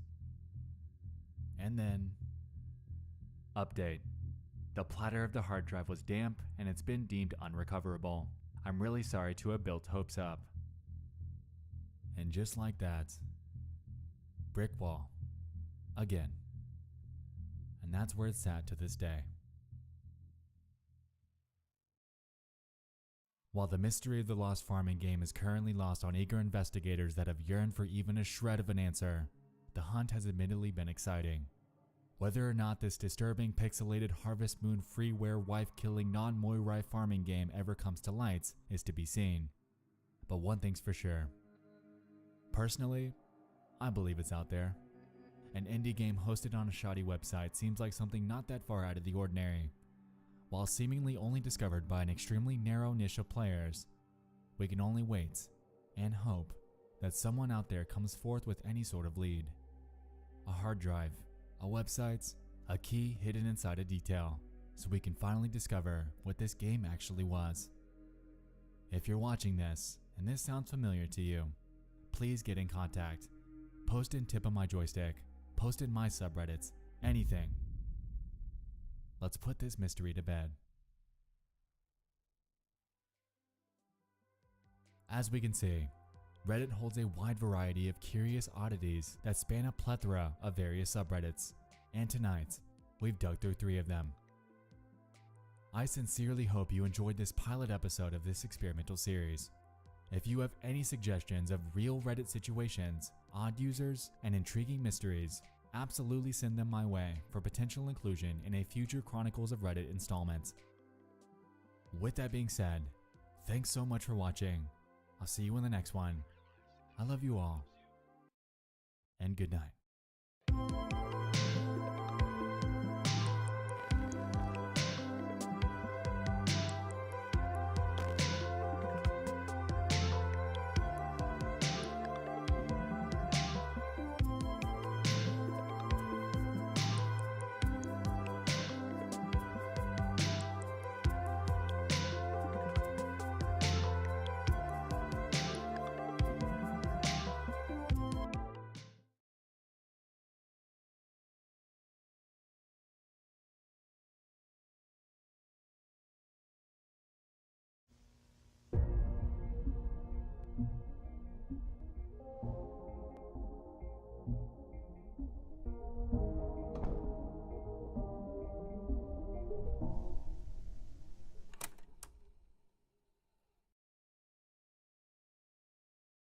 430 million. The amount of monthly active Reddit users worldwide as of December of 2019. A figure of this magnitude has effectively cemented the site as one of the most widely used of all time, and with that comes an incomprehensible melting pot of post topics spanning nearly anything you could think of. As with anything, however, there is a dark side. The shrouded corner of the websites harboring the strangest mysteries, stories, and true crime cases. It's safe to say that I've sunk an embarrassing amount of my life reading threads in this category. But hey, I guess that just happens when you're fascinated by something. What can you do? Welcome back to Chronicles of Reddit, an anthology series dedicated to diving into the less disturbing and more odd part of Reddit that you might overlook in your day-to-day reading. This is Volume 2, so if you missed the pilot episode, be sure to check that out when you're finished with this one. Without further ado, get comfy, because tonight, we're taking a dive into 3 more bizarre discoveries that have weirded me out. From Reddit.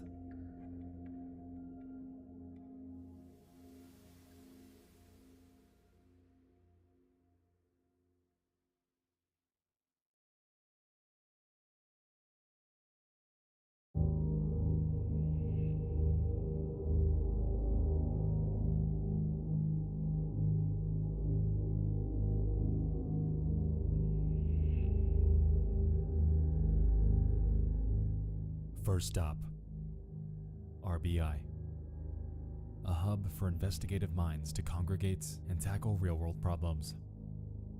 On July 31st of 2020, a Redditor by the name of SoothBB would reach out to the community in a plea for help in finding their coworker. Their post reads the following. On Wednesday, July 22nd, a coworker of mine abruptly up and left work before the end of his shift and hasn't been seen since. 1 week later, a text message is received from him containing only these 3 photos. Does anybody recognize the location shown in these photos? I work at a lab that makes prescription eyeglasses in Northern Ohio.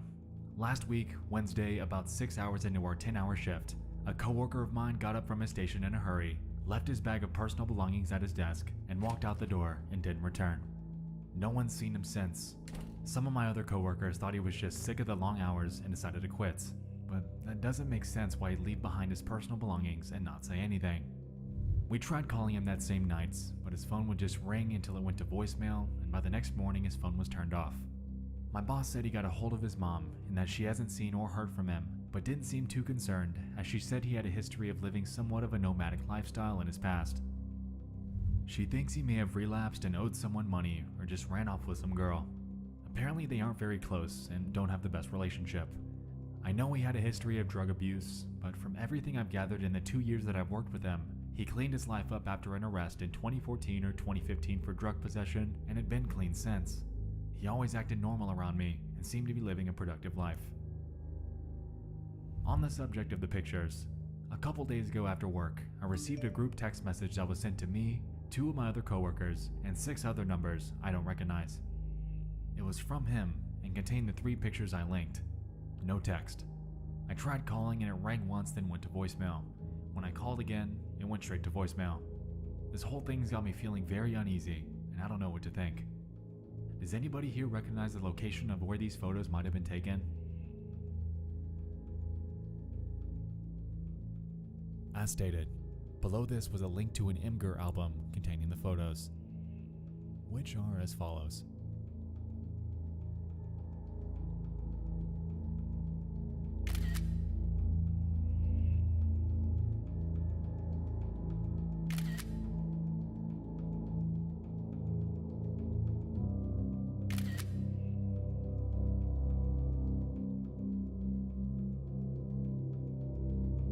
Alright, so we've got 3 images in strange locations with very apparent motion distortion.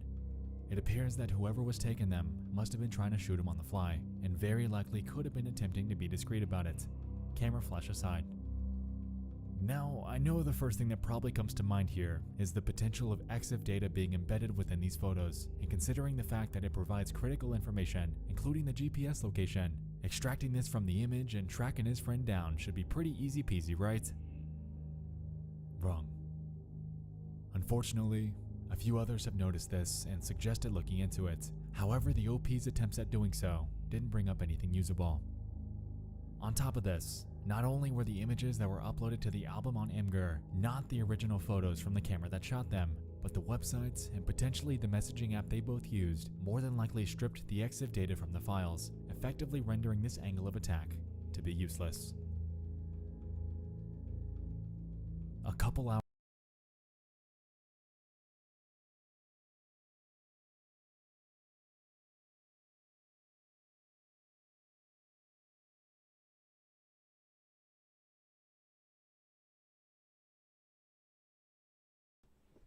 Hi.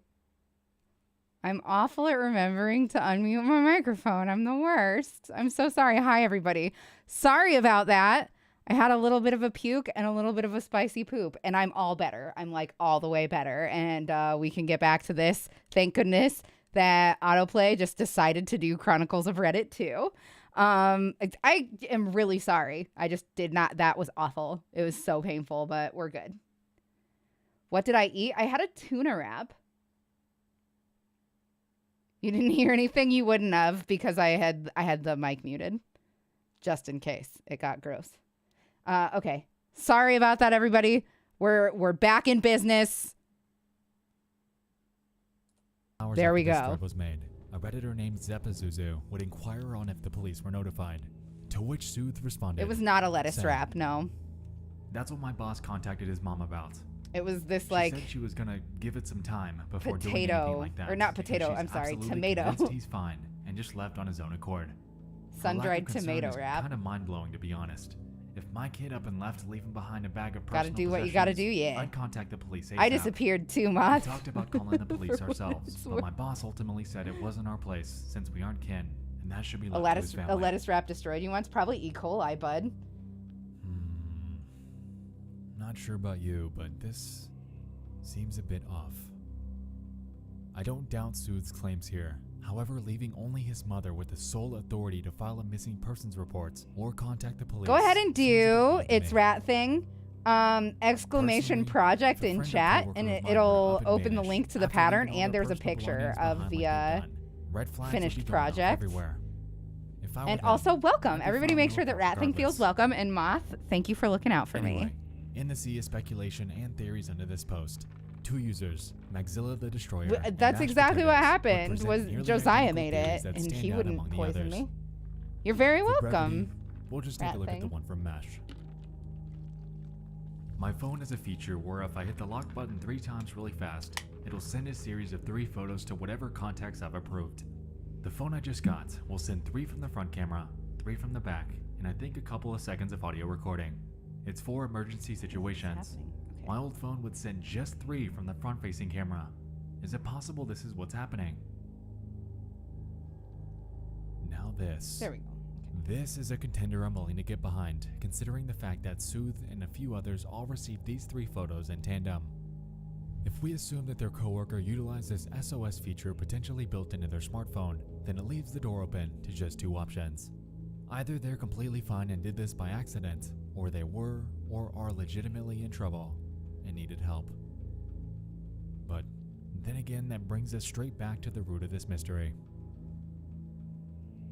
Regardless of what happened, Sooth unfortunately never followed up with an update on if they ever returned. Yeah, I've been a streamer for a report was long eventually filed, time. or if they ever got into contact with them, leaving the door on this conundrum wide open for speculation. If you or anyone you know recognizes these spots from Northern Ohio, drop a comment. It's a long shot, but perhaps we can help Sooth put their newfound dilemma to bed while helping to Shit. bring their friend home. Let go of me. I don't think I... Oh, I totally did. Don't Starve Together. Big fan of everything Clay ever does. Yeah, isn't it beautiful, Rat Thing? And the pattern is free, so you can make one too if you want. And if Step not, 2. I'll be putting this Legal one in a advice. shop as soon as I'm done Place with to it. ask And we're simple getting legal pretty questions. close to done. And to have legal concepts explained. My patrons On the get morning the of February first 7th of 2017, heads a Redditor up by the name of Baby Blue when 17 would jump into the conversation, the explaining shop and goes inquiring live. on an unfortunate dilemma that they found themselves This is wrapped up probably in. a size large or Their post extra is large, titled, if I had to guess. I'm pregnant, being investigated by DCS. Oh my god, thank you so much for the follow. and reads Appreciate the it. following. This loser girl, hi. How are you? Hello. I'm 29 years old. It has a little bit of happily a married. cooldown. My husband and I are college educated, have respectable, stable jobs. I and think it don't has own like a in our 30-second neighborhood. cooldown. We're basically Sorry. as prepared as anyone can be to start a family. I'm almost 9 months pregnant with our first child. The problem is that 11 years ago, when my husband was a freshman in college, he was arrested for possession of marijuana. You're following Mathis. It Oh, was a I large love enough amount Mathis. that he was charged with Genuinely a Class D one of the felony, nicest but not people. intent to deal. He pled guilty and did his time in probation without a problem, passing every drug test along the way. He has not touched marijuana since, and we rarely even drink. I have no criminal record and have never done drugs myself. It was a stupid mistake he made as a foolish 18-year-old, and he's worked hard to put it behind him. Someone has apparently contacted child services in our area and informed them that we are drug users. This accusation is being taken very seriously because of my husband's record. You never showed me a We've been picture, as or cooperative as maybe could be you with our did. caseworker. I We've feel been like I interviewed, saw a our home has been picture. examined, and she found nothing remotely suspicious or I feel like incriminating. you shared it on my We have Facebook both taken wall. a drug test and passed. Our caseworker says that Either everything way, looks feel fine free so to far. send it again in DM. Unfortunately, But I she definitely also remember says that you at there's still least a telling possibility me that about our it. child could be taken I from have us in the like a labor and photo in delivery mind ward, of and a we won't be dude allowed to take her hanging home. out, I was and devastated there's and like a horrified to hear booth that. or something that's When I cutting asked him why, off like she said it was halfway, not up to her, and we'll and have it's to wait wooden, and see. like Which a, made absolutely either no a sense. booth or like a half What wall or gives? I something. feel like there's something that she isn't telling me, but I have no experience. It's your with first few DCS, months and back. I'm Well, not aware of welcome anything we back. could have possibly done wrong. Thanks for choosing me. I know I'm they'll a have to loser test my these daughter for days. drugs when she's born, but she hasn't been exposed to drugs. Nothing more than prenatal vitamins, not even Tylenol, and I already proved that by passing a drug test. I'm scared and confused. Do I need a lawyer?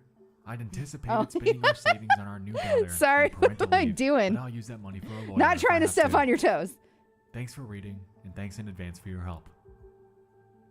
Soy un perdedor. Clearly, the actions taken so far by the caseworker are cause for alarm. Receiving news that you're being investigated and might not be able to keep your newborn child would instill anyone with a feeling of overwhelming anxiety. Thankfully, commenters were quick to jump in, offering various tidbits of advice and insight on how she can get this handled. Throw it in general discourse. Okay. Get a family Fun. law attorney on retainer. Maybe contact the local ACLU chapter. This reaction is pretty extreme, and the fact that someone tipped them when you're obviously not using is pretty malicious. Another Redditor named Sudsworthy floated the possibility that the caseworker is potentially complicit in working with the one who made the report. Others, however, had their reservations on the validity of this entire investigation. Indiana DCS does not get involved with pregnancies. Please make sure the person you're talking to is actually DCS, or don't let them in your home anymore. And probably the most substantial comment came from a user named HurryUpMeow, who claimed that they were a former CPS investigator in the OP's data residence. I cannot get over how I'm a much better former I Indiana feel now. CPS investigator and assessor. Something here is not making any sense at all, unless the law has changed greatly in the last few years when I left the department. As of this moment, you're pregnant, correct? You don't have any children? They're investigating the fetus? To which OP responded, claiming, "Yeah, we have no children yet. They are investigating the fetus." I wasn't aware that was even something they could do. The report they got must have been quite alarming, I guess. It seemed weird as heck to me too. The remainder of the comments, understandably, were incredibly sketched out that this was occurring. It was heavily advised to stop contacting this particular caseworker and to get in contact with a DCS supervisor directly. Hopefully through them, they could get some answers on Hi, this. babe. And so the OP went silent for a while. Hours became days, and the thread began to lose a bit of steam, as they always do. Well, yeah, it's Reddit, and time moves Hopefully forward. things were okay. Nexpo.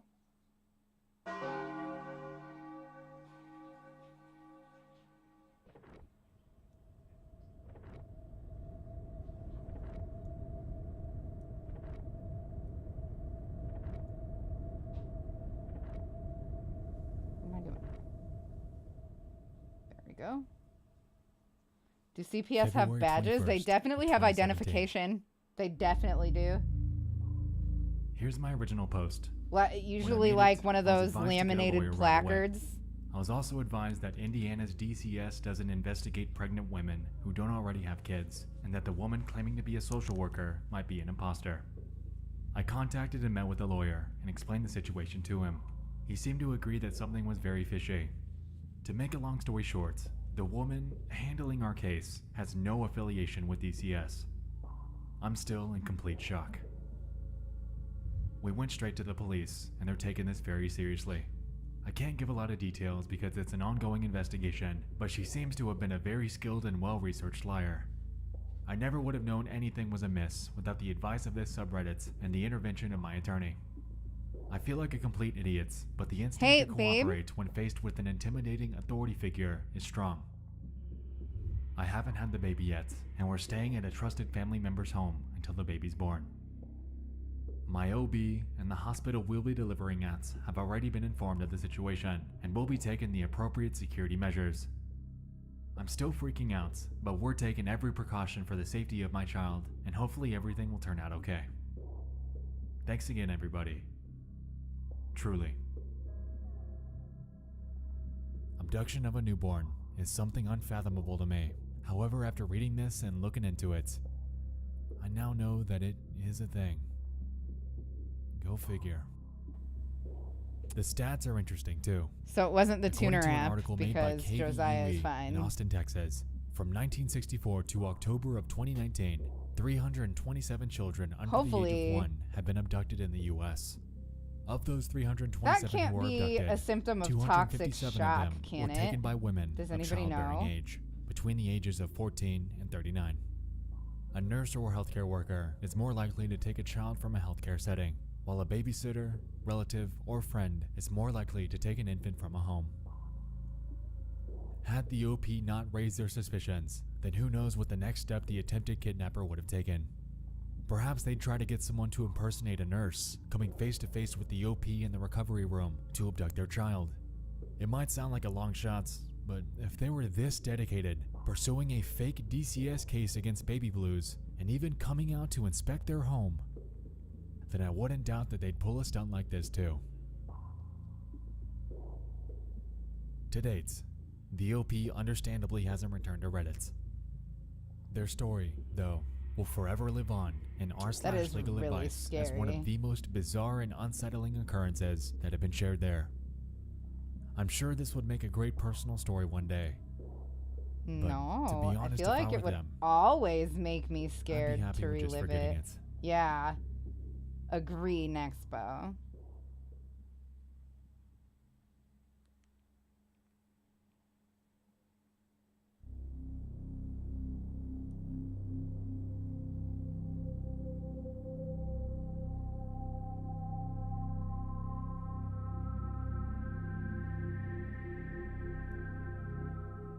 Our final stop, r/relationships. The place you go for advice in, well, your relationships. Never ever go to On Monday, May 23rd r/relationships of for advice. They will 2016, just tell a you Redditor to by the break name of up and Losing My not Mind even 5 bother would share a trying to story about what they believed understand. to be their husband spying on them when he isn't home. Considering the post received upwards of 6,000 likes and nearly 1.5 thousand comments in just 5 months, it's safe to assume that their story shook some people up. It's deleted now. However, thankfully archives exist to remedy situations like this. And it read the following. My husband Henry and I have been married for almost 2 years, together for 5. We have a pretty normal relationship and have always felt that we share a mutual trust in each other.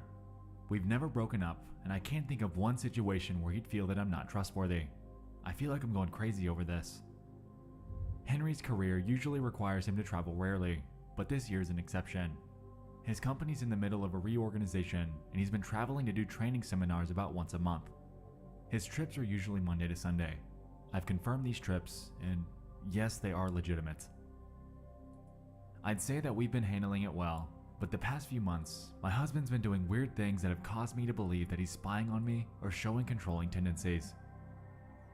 The first incident was at the end of Yeah, I'm March telling when you, my the SO husband is came home and abusive asked me how my friend was entirely, doing no with matter the death what. of her dog. At first, Like, I you said could she be was like, sad, I'm but being a it was real okay. asshole to my About a partner, minute and they'll be later, like, well, I your asked how partner he knew that, deserves and he it, said social frowny media. face. The only reason I asked was because I had Right, a phone babe? call in the living room with my friend when the dog died. I don't know what we're talking about. Not only Talking about that, but my friend had r/relationships and deactivated how her page all before they the ever dog do is died, just so encourage it you to wouldn't have break been on up. there. Oh yeah, someone I'm will the make a only fucking mutual friend post he had that's with like, her, so "My I don't think girlfriend that he'd sneezed see and I moved anything the that she was Greek on tagged me in. today. I asked her not to I do it, asked him she if said he's she wouldn't watching do They'll it be like, As did a you know joke. that that's assault in most said, states? "Seriously? Yeah, and then people Why will would be you think like, that?" Wow, how long I has explained your, it, and he has said your no, girlfriend it been was on part of the social Temple of media. Satan, and how many babies has she I just assumed his You should probably defensiveness was murder her because and he then had kill jet lag.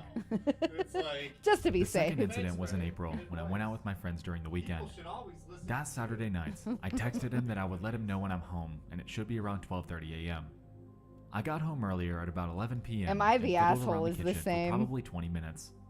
I'll admit, I forgot to text him.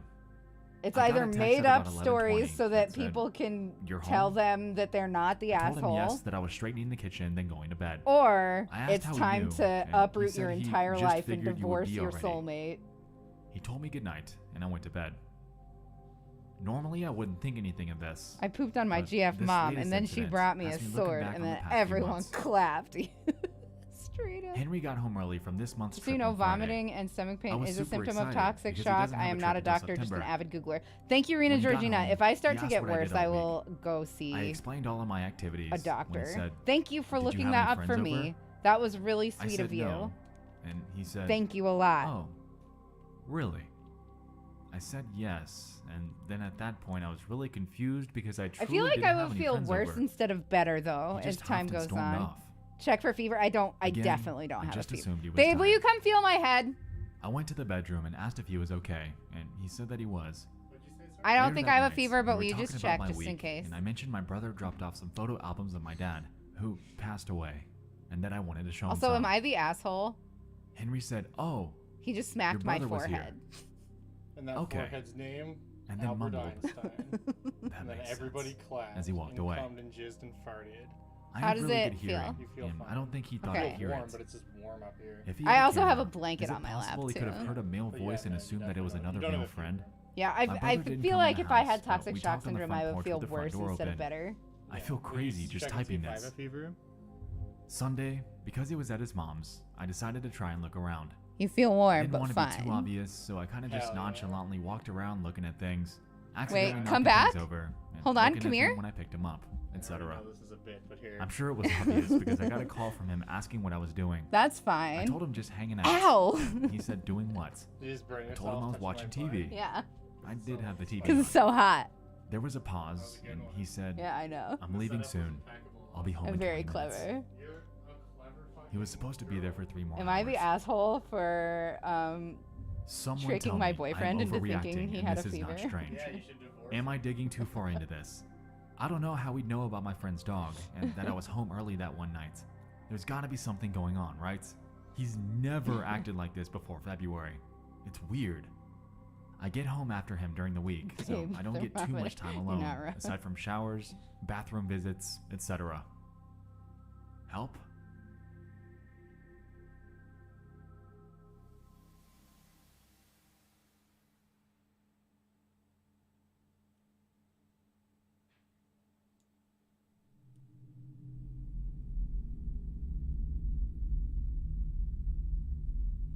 Oh yeah. I can see why this story gained so much steam. In our connected world, options for spying, especially for someone versed in information technology with access to the network within the house that you live in, are nearly endless. Webcams, microphones, smartphones, smart speakers, laptops, connected TVs, what have you. And that's not even including the potential Can for you hidden use cameras, Alexa to which spy these on your days are spouse? disturbingly simple to come by. That's fucked up. Being spied on is truly something that induces chills within me, because few things are more intimate and more sacred That's fucked up. than one's own privacy. Yeah, agree.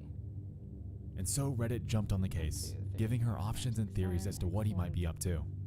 These ranged pretty widely, from the potential of him cheating and projecting his behavior onto her, to him deriving some fantasy from spying on her. It truly did light this subreddit up for a while. A user named Riker Omega 3 lended their advice with a pretty solid gotcha tactic to subtly pull the evidence out of him. Next time he goes away, unplug the cable modem.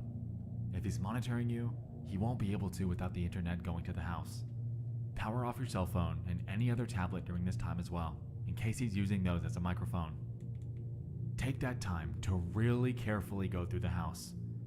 Wherever you were looking when you got busted the first time is where I'd start. Pay attention to anything that's been moved. Look at the air vents, returns, and smoke detectors. These usually have a layer of dust on them. If the dust has been disturbed, odds are someone disturbed them. Look for scuffs on the floor or indentations on the carpet, as if a chair or piece of furniture has been recently moved. If there's a camera or microphone, odds are he's going to have one in the bedroom, so start there. The living room is the next logical option. Most importantly, take pictures in every room. When he gets back in town, he's going to want to know what happened with his listening devices. He'll check the internet and the actual devices to make sure that A, that they are working, and B, they're still there. Maybe place the modem at a certain angle or facing a certain direction. If for some reason the first thing he does is check the modem when he gets home, you'll know you're barking up the right tree. That's smart. Now this, That's to really me, smart. seems like it'd be the best option. Yeah. And it's a bonus that it's so rudimentary. Next time he's on a work trip or at his mom's, cut the internet, effectively buying yourself time to snoop around the house without worrying that you're being watched while doing it. If I were her, I'd do it again and again and again and again. Agree. Pleading ignorance every time. Well, I don't know if I would claim ignorance.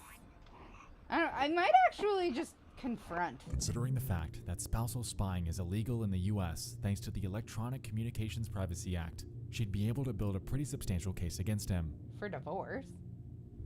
Call the police. They're able to check for hidden cameras and other devices that are used to spy on people.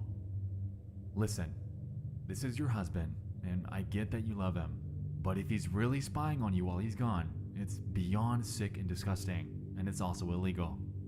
If spying equipment's found, you do not need to press charges, but the I fact that you feel can like press that's something charges you could should fix scare the with shit out of him. therapy. I don't know. I feel like people Find are stuff way too and still quick wanna stay with to them, fucking I'd break go to up marriage and counseling. divorce people.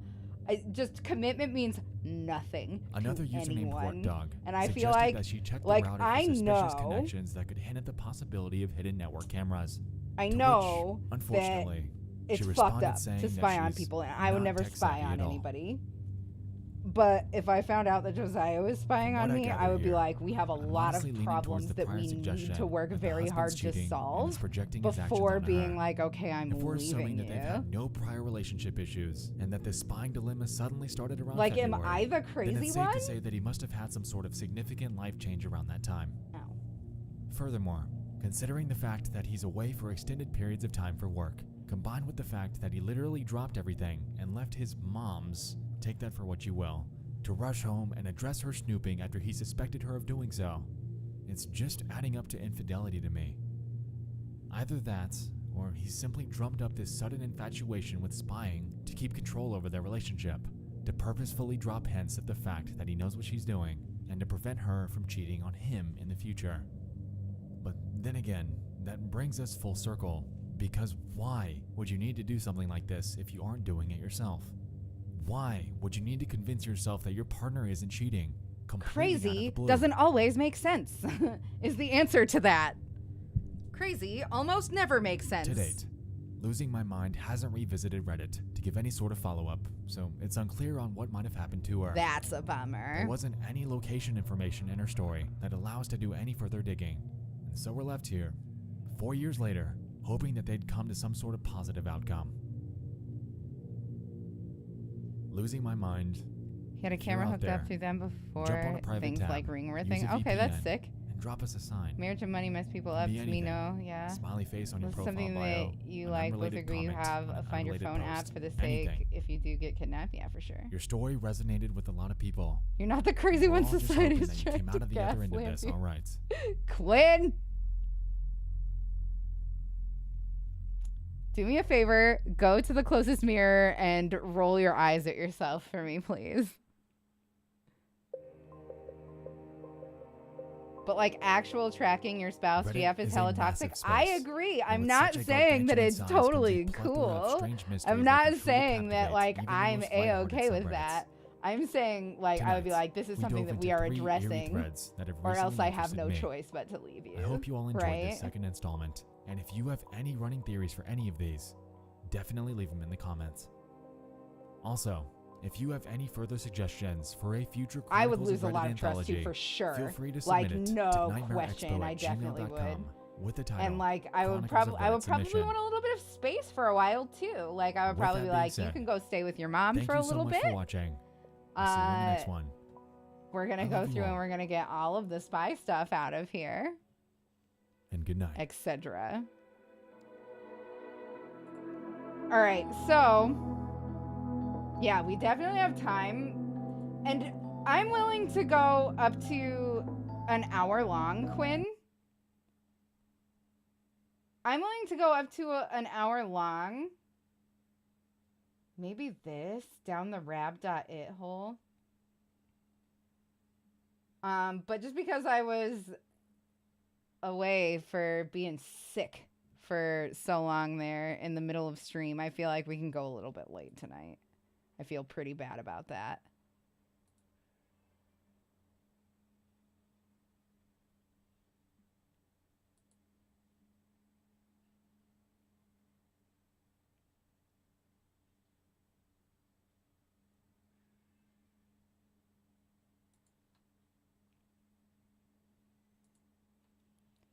The dream survey video is wonderful and 40-minute perfect.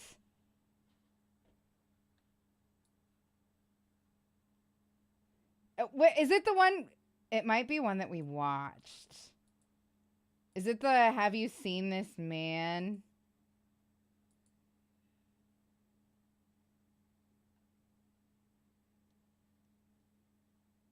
Whoops. Yeah, didn't we just watch this one?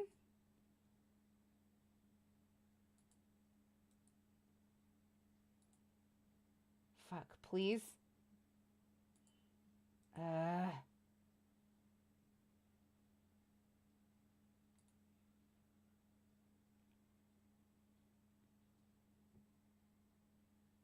Hmm.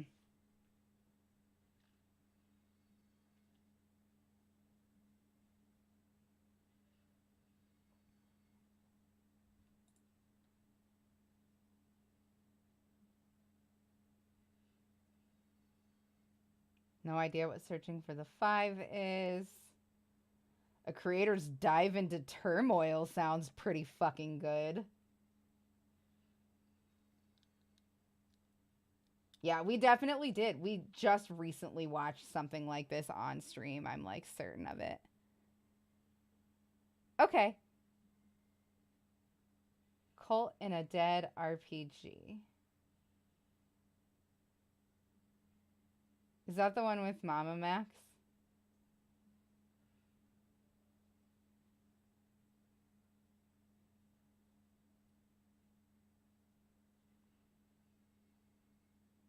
Right here. Heck yeah. Let's go.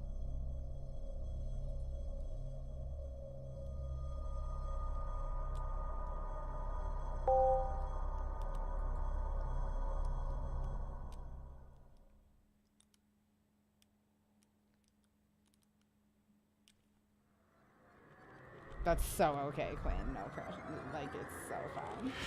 We got Welcome there. to Worlds Online, the internet's first 3D virtual world platform in continuous service since 1994. In one shared virtual space, online users can shop, Isn't that watch movies, Second listen to Life? music, play games, and collaborate with each other. Today's web user is looking for an intimate connection with friends, with celebrities, and with trending brands that reflect And now their the values metaverse and lifestyle in both the fucking real world sucks, and man. the virtual. So out of touch By with what investing in people want. worlds, you are investing in the future. Hi, Nomad. Thank you. Worlds.com, It's good to see you building for a better second. Worlds together.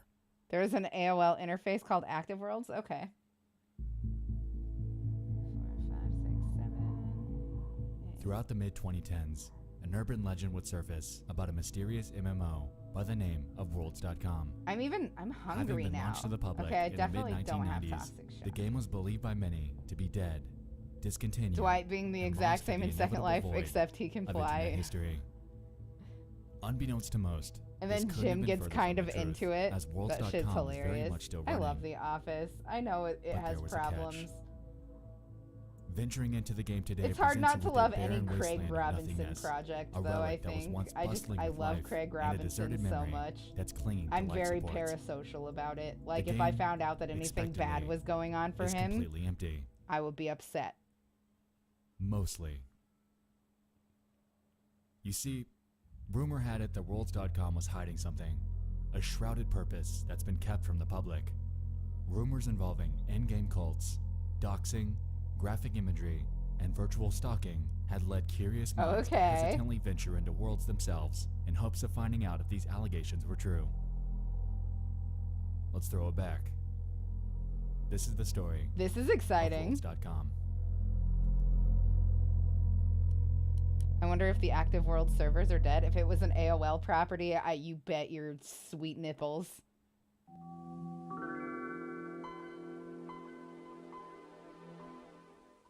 I recognize that sound. What sound was that? An aside. The 1990s were a magical time in the world of entertainment and the advancement of society. Being what I can only True. describe as the calm before the imminent mid-2000s God, the 90s technological were storm, so fucking we were living awesome. in an era that brought The us some 90s unforgettable fucking treasures in the realms of video gaming, movies, and television. In the gaming world, for instance, new and unforgettable had IPs Hanson and such as Mario Dunkaroos. Karts, Banjo-Kazooie, Life was fucking sick. Fallouts, Resident Evil, One of the and Windows Silent startups. Hill You're were right. born. You're right. Thank And you. with these came game consoles that have stood the test of time and bringing Yeah. us unforgettable experiences such as the Super Nintendo, PlayStation 1, and the Dreamcast. No, it was not PlayStation. I would have recognized PlayStation right away. PlayStation is incredibly distinct. Being in an era that Windows predated the 98. modern interconnected society that we live in today, a lot of nostalgia is carried inside of many, as the mid-1990s are remembered as a time when the internet was just barely getting its footing into mainstream culture. No, Personal computers during this GameCube era was were much nothing but an more expensive novelty, at least for my family. erratic. And the ones that did have one used them primarily for work. It was like, because it had the In cube August of like 1995, unrolling into the Microsoft would G, release a and each time revolutionary it competitor spun, it to the would make a Netscape different Navigator, note. the pre-existing OG of internet browsing, called the Internet Explorer. If you were lucky enough to get your hands on a PC in this era, It's called the Netscape then, Navigator combined with the tools first. at your disposal in Windows 95, you were able to venture into the vast, wild west of an enigma known as the World Wide Web. In today's culture, things have changed. Social media, discussion boards, and websites in general Being have all become gaslammed. inherently sterilized, Stop. being pushed to the brink of minimalism and moderation. This isn't necessarily a bad thing, but a lot of the magic and charm that existed in the wacky and terribly designed UIs of the past are largely gone, replaced by logos containing simple shapes, any shred of creative color being replaced by whites, Fun fact, tell us. and all-encompassing oversimplification of pretty much everything. As you've heard in my incessant rambling so far, the era was magical, and a lot of newfound creative mediums were on the rise. While video gaming via a conventional console was the primary method of escaping into a mystic world, the rise of the internet paved the path for a new form of interactive storytelling and interconnected Really? social experiences. I did not And know those are that. a I little never had a something we now GameCube. know I as did, however, MMOs, play Pikmin or massive multiplayer with my friend Shane, who online ruled. video games.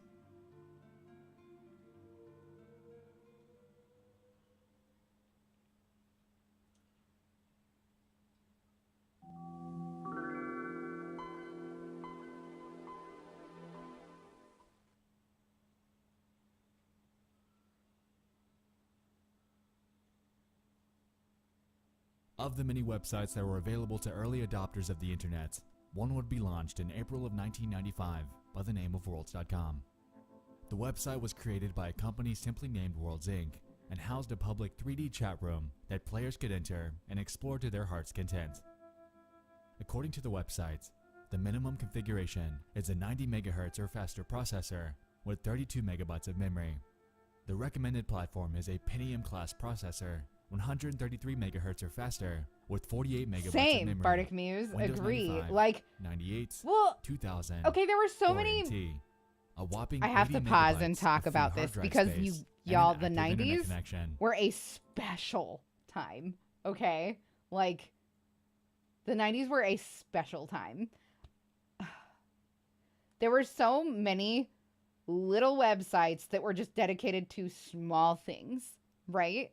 Like it was so unregulated, but like every domain was taken because like everybody wanted to make a website dedicated to something, okay? So like you would go to like bubblescereal.com and it would be like some lady that was like, "Oh, I'm an enthusiast on like Korean cuisine and they have this bubble cereal there and it's so delicious. I get it special ordered in." And then it would be this like cyan background with like yellow courier font going on and then like really shitty resolution pictures and shit.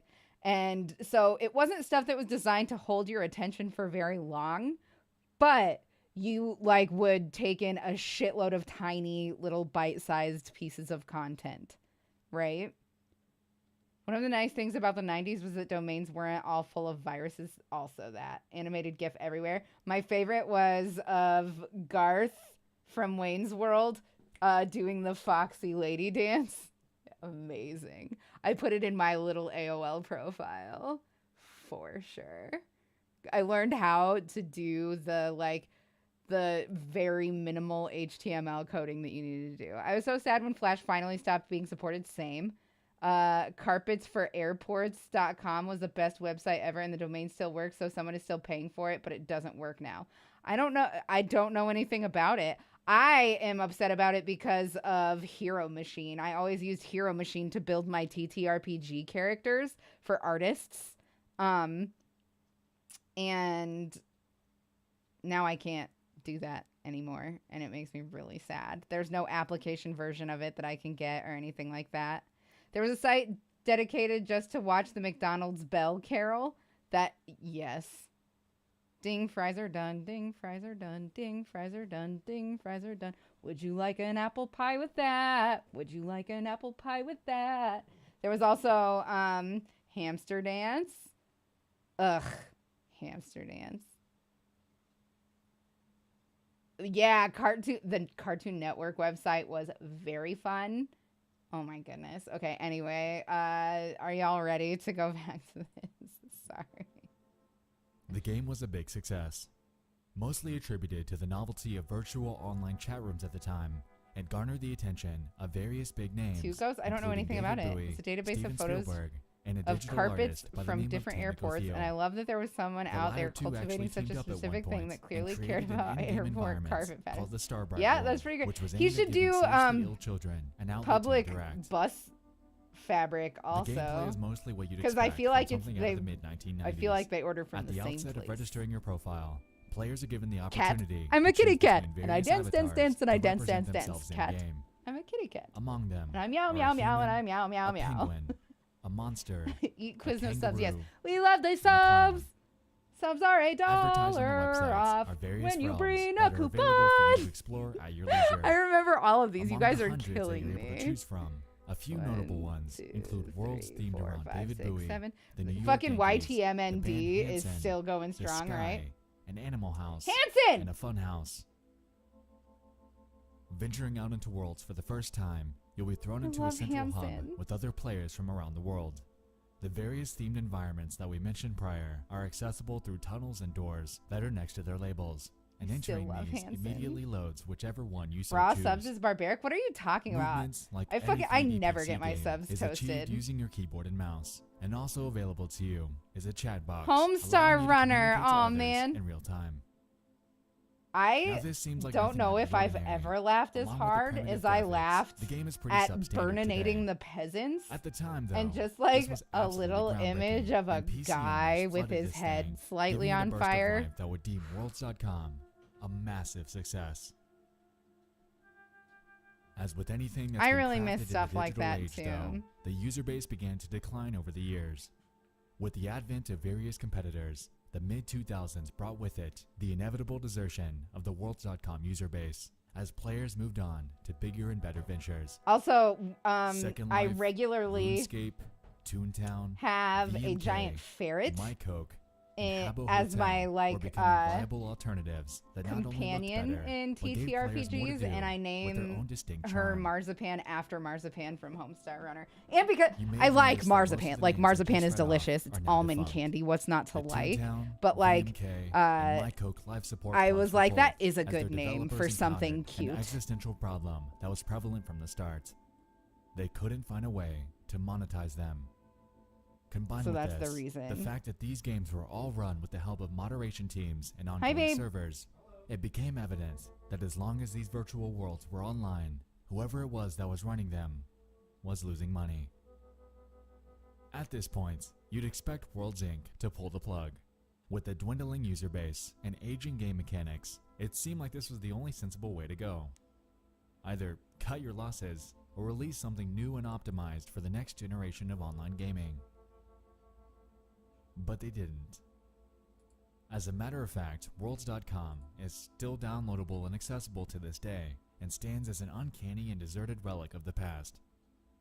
Should we Rumor just has it do that the game's this, creator, chat? Tom Kidron, is simply fronting the server costs himself and running it out of his own home. But that begs the question, why on earth would an individual be fronting the costs I miss to the old keep a dead internet video too a game lot. alive?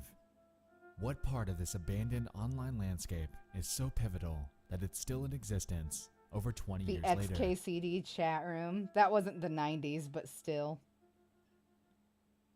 I bet that's still going. I bet the XKCD IRC chat is still going strong.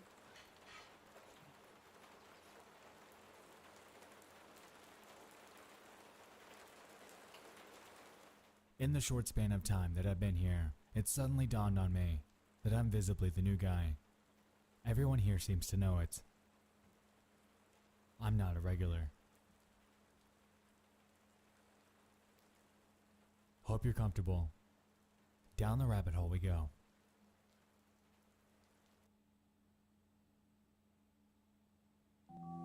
Okay, I'm pretty hype. I can't believe we're only a third of the way through this video right now. And he's already in the game. I'm excited.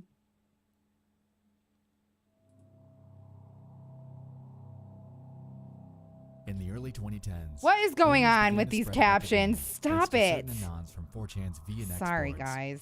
Allegedly, there existed potentially illegal and cult-like behavior from the game's handful of players during that time period. As you'd expect, upon catching wind of this, the rest of 4chan did what they do and went in to investigate. Before we continue, I wanted to make something explicitly clear. In my hunting, it dawned on me that these allegations surfaced at a point in time that predated the year 2012. I say this because the oldest records that I've been able to dig up are from that year. Unfortunately, most of the archives, images, and audio files that we're going to get into have been lost to time. However, there are some that allow us to piece together a cohesive storyline as to what actually went on in Worlds.com. Okay. So Is let's this talk not about the just game an itself. ARG or unfiction then A that major people are really element at committed the game's to? core was the ability for users to create and host their own customized universes utilizing a tool known as the World Shaper. Much like Minecraft, if someone chose to do so, they could create their own server, build what they want, and invite certain players through a downloadable file that's accessible through Shaper. Many of these became archived on various websites, and even today, there are download links out there to access certain custom worlds. Effectively, the possibilities were endless, and harnessing the creative freedom that they were given, players were able to create some admittedly impressive worlds. Now that it's died down, though, things have become a bit darker. A bit more controversial, so to speak. While there are groups of people that are or might be strange in their own right, there are two that have starkly stood out to me as the most mysterious. Two users, a Jimbly and a Nexialist. Interestingly, both have crossed paths in the game. However, their stories couldn't be further apart. Contrary to Nexialist, the stories surrounding Jimbly seemed a bit more grounded in reality.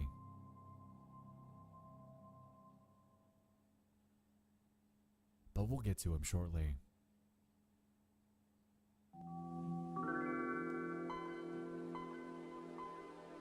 Now for the good stuff.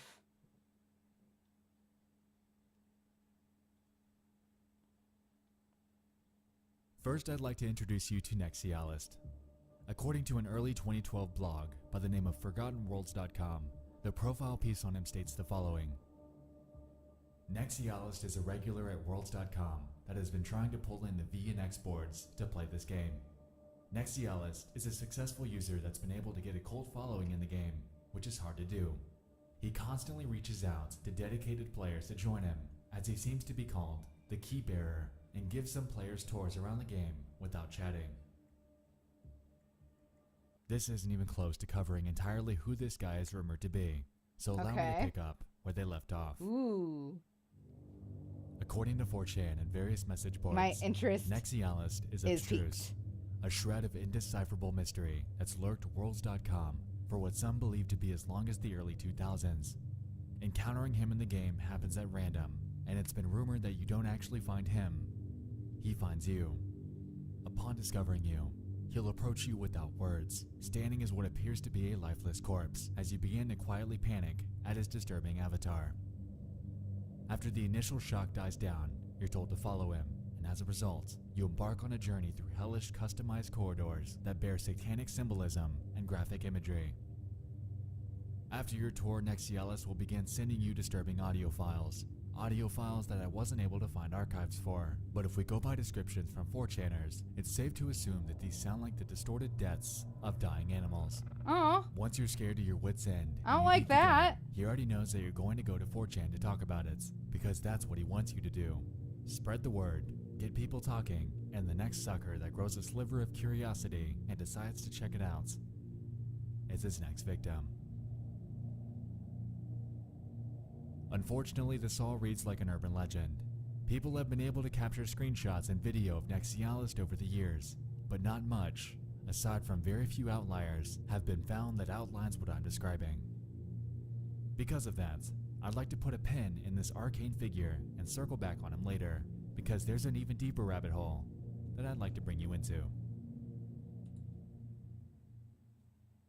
Jimbly's a different story. It's Jimly. The Hidden Worlds website that I mentioned earlier serves as a diary of the experiences that a man named George Costanza had witnessed when he first played Worlds. According to his blog, he found a bizarre network that this Ghibli guy seems to be running, and the entries on his websites outline a considerable amount of information Am I that wrong? I'd like to dive into and unpack. The very first post on the website was made on January 5th, 2012. It reads as follows. Well, I started playing this game called Worlds.com. Seemed innocent, but according to V, it has some fucked up things from the past. Everything's forgotten here, and in a group we explored the game. In the coming days, we'll share our stories and pictures here. Further on that day, another post was made outlining Gimbli's supposed network and its inner workings. The game started as innocent. We had gags while we explored the worlds, skeletons popping out, and finding Pegasus. Yeah, it's just weird that he's Things not. a person could expect from playing Roblox. It's just or weird that other games Nexpo where isn't pointing it creations are out. It's welcome. not weird that somebody chose But it. things turned bizarre. Our friend Grant, as we called him, was showing us these rooms that I mentioned, and eventually we ended up in a lobby filled with brown doors with text on them. These doors had the creator's name and a description of the level or world. This guy, Bilbo99, had messed up levels with Easter eggs everywhere, and we praised him for his creepiness. And then I noticed at the right corner of my window said erotic in Gimbly. This map was Gimbli's creation. It was a town filled with shops like Starbucks. However, things would take a turn. You see, there was a person that contacted me named Megalik. Come on. Her, or his avatar, was of a bird or an angel. She claimed that she was new in the world, as I was, but she'd been playing this game for a week and already gotten dirty and knew what this shit was really about. To act new is a common trick to bait new players. Anyway, Gimbly had a network that was serious. How serious? To enter his network, you need to provide mugshots. For example, here's Bilbo99. There were a total of 30 rooms filled with different mugshots of users, but room 2 was dedicated to Gimbly. So we scavenged for Megalik and found this.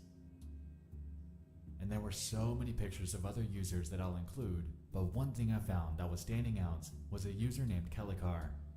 She was in the porn gallery, and I compiled this. It seems like someone has stalked her, and the rooms were labeled Kelicat. This user must have been a fat cat in the network. As you can see, Kelikat's written there, so what Gimbly does now is retrieving nude pictures of regulars that are still left. Megalik was the proof that we needed, since she'd only been playing for a week tops. Below this, George displays the various screen caps that he was able to take of the various mugshots of different users. Of the bunch, he was even able to grab a few of Gimbly himself. Intrigued by this atypical finding, he decided that him and his group of friends wanted to investigate a bit on their new friend Megalik. As it turns out, there was a bit more going on with them than they initially thought. And yet another post from the same day, titled Megalik, a man or a woman, he describes the following. Megalik's nudes that could be found in the other post seemed too good to be true. Her head was cropped out and with the body of a young woman, while her mugshot shows an older woman in her 40s, and that picture's really old. What does that leave us with? She could have faked them because she doesn't want to show her real body, or it could be a man playing as a female that doesn't want to get caught. After chatting, we discovered her real email, although it's linked to a man by the name of John. John's in his 50s, accurate, not seems appropriate, to my enjoy bad, sorry. MMOs while his wife doesn't show any interest of games and has her only Facebook activity labeled as kids. So yes, Megalik might be or is the man posing as a fragile woman while baiting for pictures. Those pictures up there, except for his profile picture, is a year old. The pictures are from 2009, and then he used a picture of his wife to verify himself and thought how cool it would be to send a fake picture of a pair of tits to make him look like a god in a game. As we're beginning to see, Gimbly's network encompasses some extremely odd people. People that are impersonating others and using real-world mugshots to gain access to whatever it is that he's running. One might go as far to say that Nexialist isn't the cult leader here, but rather, it's Gimbly, as most of the rumors about the former seem to relate to what we found with the latter. In the third post I'd like to focus on, titled Gimli's Inner Circle, George proceeds to explain the following. The last post was about this weird map, about a man going by the name Gimli that was trying to get naked pictures from regulars, or old players that were still active. So we stalked him. He hung out at a beach, but once we arrived, they'd all scatter and disappear. Everybody's gone so Thankfully, quiet. though, the friend We don't have tool and handle broken names avatar as much tool these could let us days. teleport to them while being invisible. I do. I'm Zero But that was Doxy. for later. We all have Meanwhile, handles. Everybody we scavenged does. the net for Gimli. We found his website, Here on Twitch. GimbliWorlds.com, and where he stored his pictures, GimbliWorlds.com/pics, only to show a black screen with red typed text that said darkness. Below this, George reveals publicly accessible information about Gimli, including an email address, before closing Josiah his meal post prepped with the this revelation Curry that he makes, this green curry also that's Gimli's into traps. like mostly potato. This can be found in his porn gallery. I'm so excited. With this in the back of our mind, you know I couldn't just let this go. I had to get in. I had to find out if this was real. I emailed Gimli and began my hunt. Under the guise of a Jeremy Erickson, I start a message and write the following. Good evening, Gimli. I've recently started playing Worlds and was interested in joining your in-game network to congregate with yourself and other players. Upon consulting with a few anons from X, I was told to reach out. I've downloaded a few worlds from your websites and am currently trying to get them working. Just let me know what I need to do when I'm in. Thanks, Jeremy.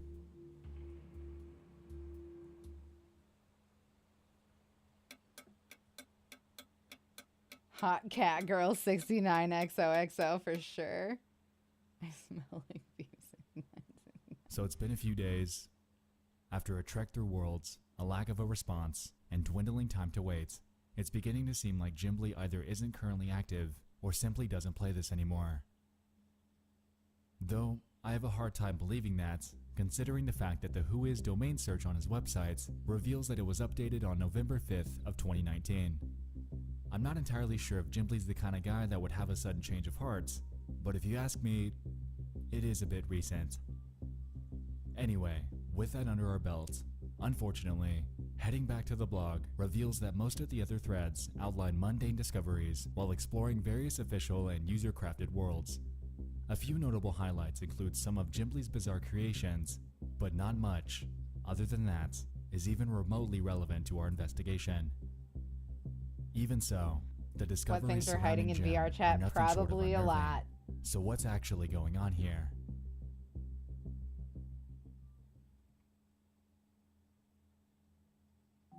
Isn't that just a modern version of this? It's exactly that.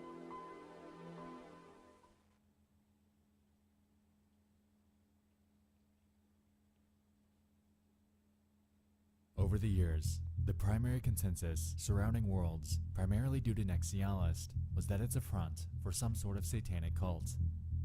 Rumors are powerful things, I won't deny that, but there are a few points here that I'd like to unpack. Okay.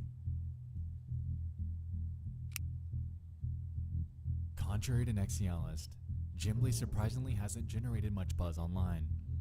This bizarre, cult-like network that he seems to have created effectively cements him as somewhat of a wild card in my theorization. What this guy is doing is weird. From the mugshots to the vast database of supposed network members to his secret repository of graphic imagery, it seems like he is the one actually running the rumored cult. While it doesn't deal with Satanism and death like the urban legends claimed, this guy is, whether he knows it or not, effectively catalyzing a situation in which people run the risk of being doxxed. Yeah. It took George not even one full day to piece together the real identity of the wife and man behind the McGaelic mugshots, and it's unclear how many other selfies that he has stashed away in the world that he's, according to the blog, been building since 2005. To be frank, aside from the lack of a response, I wasn't able to find much else surrounding this guy, and it's safe to assume that there are others like him. A game that's largely abandoned, aside from a few key players, is surely something that would catch the eye of somebody trying to run some Hi, sort of Willow. network How are under the you? radar. Welcome. With that being said, I encourage you to make your own conclusions about him. With the evidence at hand, it does appear that at one point in time, there was something going on behind the scenes. Whether or not it still is, or if the mysterious Gimli is still active, remains to be seen. While I haven't been able to track him down, maybe you can, but keep in mind that if you're so curious as to venture in on your own, your potential discoveries may be nefarious. But remember, we're talking about Gimli's custom worlds. Stay in the official game, and it's safe to assume that you'll be alright. But that brings us to another point of discussion. Nexialist. You might recall that I mentioned the fact that users are able to create their own worlds. This was actually a pivotal mechanic in the game, and gave players Long an day at extra work, layer 9 to of 9. How are you? interactivity. Ugh. In a sense, Not I could see the envious. developers feeling as if they're future-proofing their game, as it allows creative freedom that was unheard of before the point of its release. With this in mind, we have to remember that most of his so-called cult activity was happening in these aforementioned user worlds. Regardless of his eerie demeanor, Nexialist was eager to give newcomers a tour of many of these. Okay. As it turns Sorry. out though, he's apparently come There are off as pages quite on ordinary to TikTok that many are stuck players. private and doing some pretty bad In things. one What are you post on talking Reddit about? by a user named Goomilord, they claim that they even encountered Nex and that he's merely a normal guy. Apparently, he switched See you his later, avatar Ozma. to Have a Sanic good at one one. point and began spamming the words, "There is no cult on worlds.com" in the chat. Take it for what you will, but I believe it. So let's think about this logically. Worlds is, at its core, creepy in and of itself. The barren environments, combined with the uncanny primitive textures, naturally gives any unsuspecting players a sense of Definitely. uneasiness, Yeah. especially if you've caught wind of the various allegations surrounding Nex's mysterious character. To me, I believe that he's playing along, leading players to the belief that he's some sort of cult mastermind as a long-running joke. The worlds he frequents are creepy on purpose, and, in my opinion, he was capitalizing on it for a bit of fun. His avatar is nightmarish, sounds right he to comes me. off strangely when he wants to, and he executes this with a group of willing friends. The same friends that we see in the so-called cult screenshots that were captured in-game. A weird hobby, but to each their own. I'm not judging. Now, with all of that out of the way, there's still one glaring question that remains. Why does World still exist? Nearly 25 years later. True. Like, it's so true, though. CP being posted as private, then people sharing the username password to view it. Gross. That sucks. I hate this fucking world.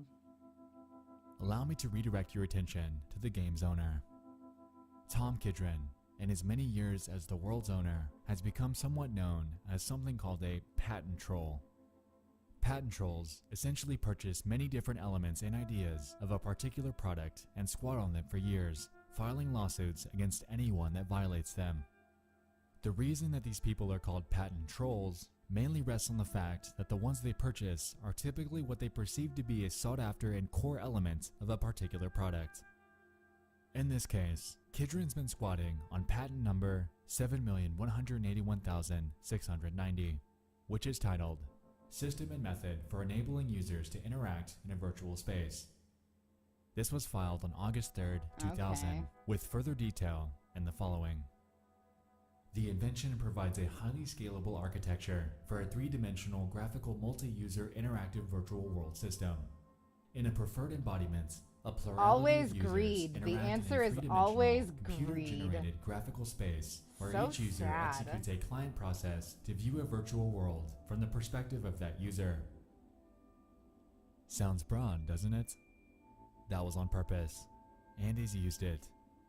Even as of this year, there are articles all over Google explaining legal cases that Worlds Inc. has filed against companies and IPs such as Second Life, Blizzard, Bungie, and more.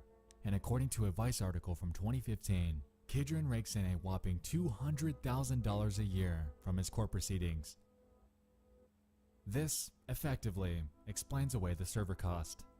When not many, if any players play your game at all, the result of this is cheap upkeep, low bandwidth, low server costs. Ergo, he's raking in cash with a positive net income. In the US, the typical patent lifespan is 20 years, so at the time of writing this, we have just short of 9 months before Kidron would either have to renew or simply let it expire. As a result of this, if he so chooses, he could let it run its course and retire from his relentless court proceedings. Never. If he's If getting he does, free I wouldn't be fucking surprised if the 200K world's per game goes year. down with it, effectively and permanently leaving this artifact of a game to die. Is there an update to this? Did it go down? So, all in all, as it turns out, Jimbly is the real enigma here. The custom worlds that he, and potentially others, have created are an indisputable testament to the underbelly of this archaic MMO. Today, it's unclear whether he's still active in the game or not. Even so, the inner mechanisms of this fabled network are something that perplexes me, as I see no end goal other than to hoard a repository of images for his own enjoyment.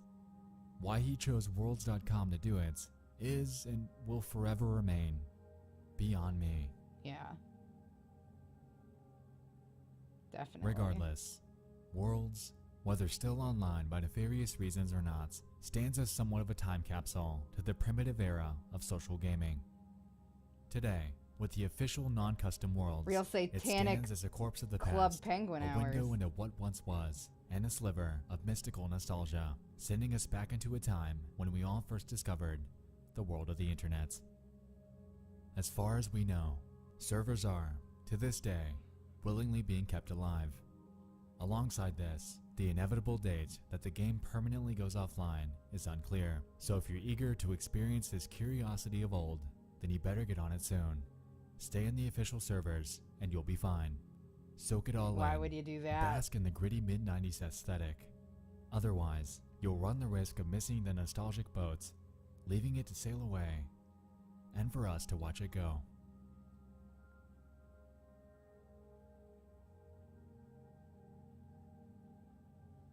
Thanks so much for watching. Sweet I'll see you boy in the next Nick. one.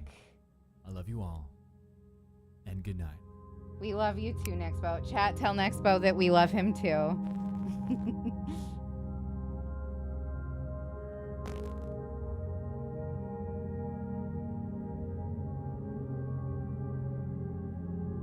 What a precious boy. I do adore Nexpo.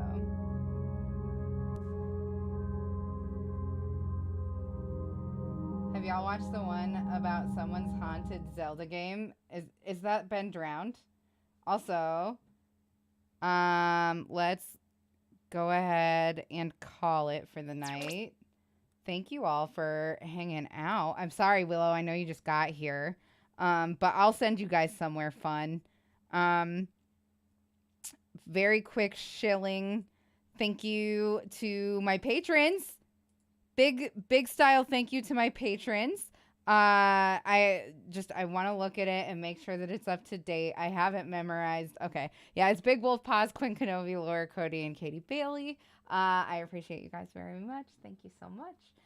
This shirt is almost done, and then a bunch of stuff is going to go into a store, and you will have the first chance to buy it, which is very exciting. So thank you for being my patrons.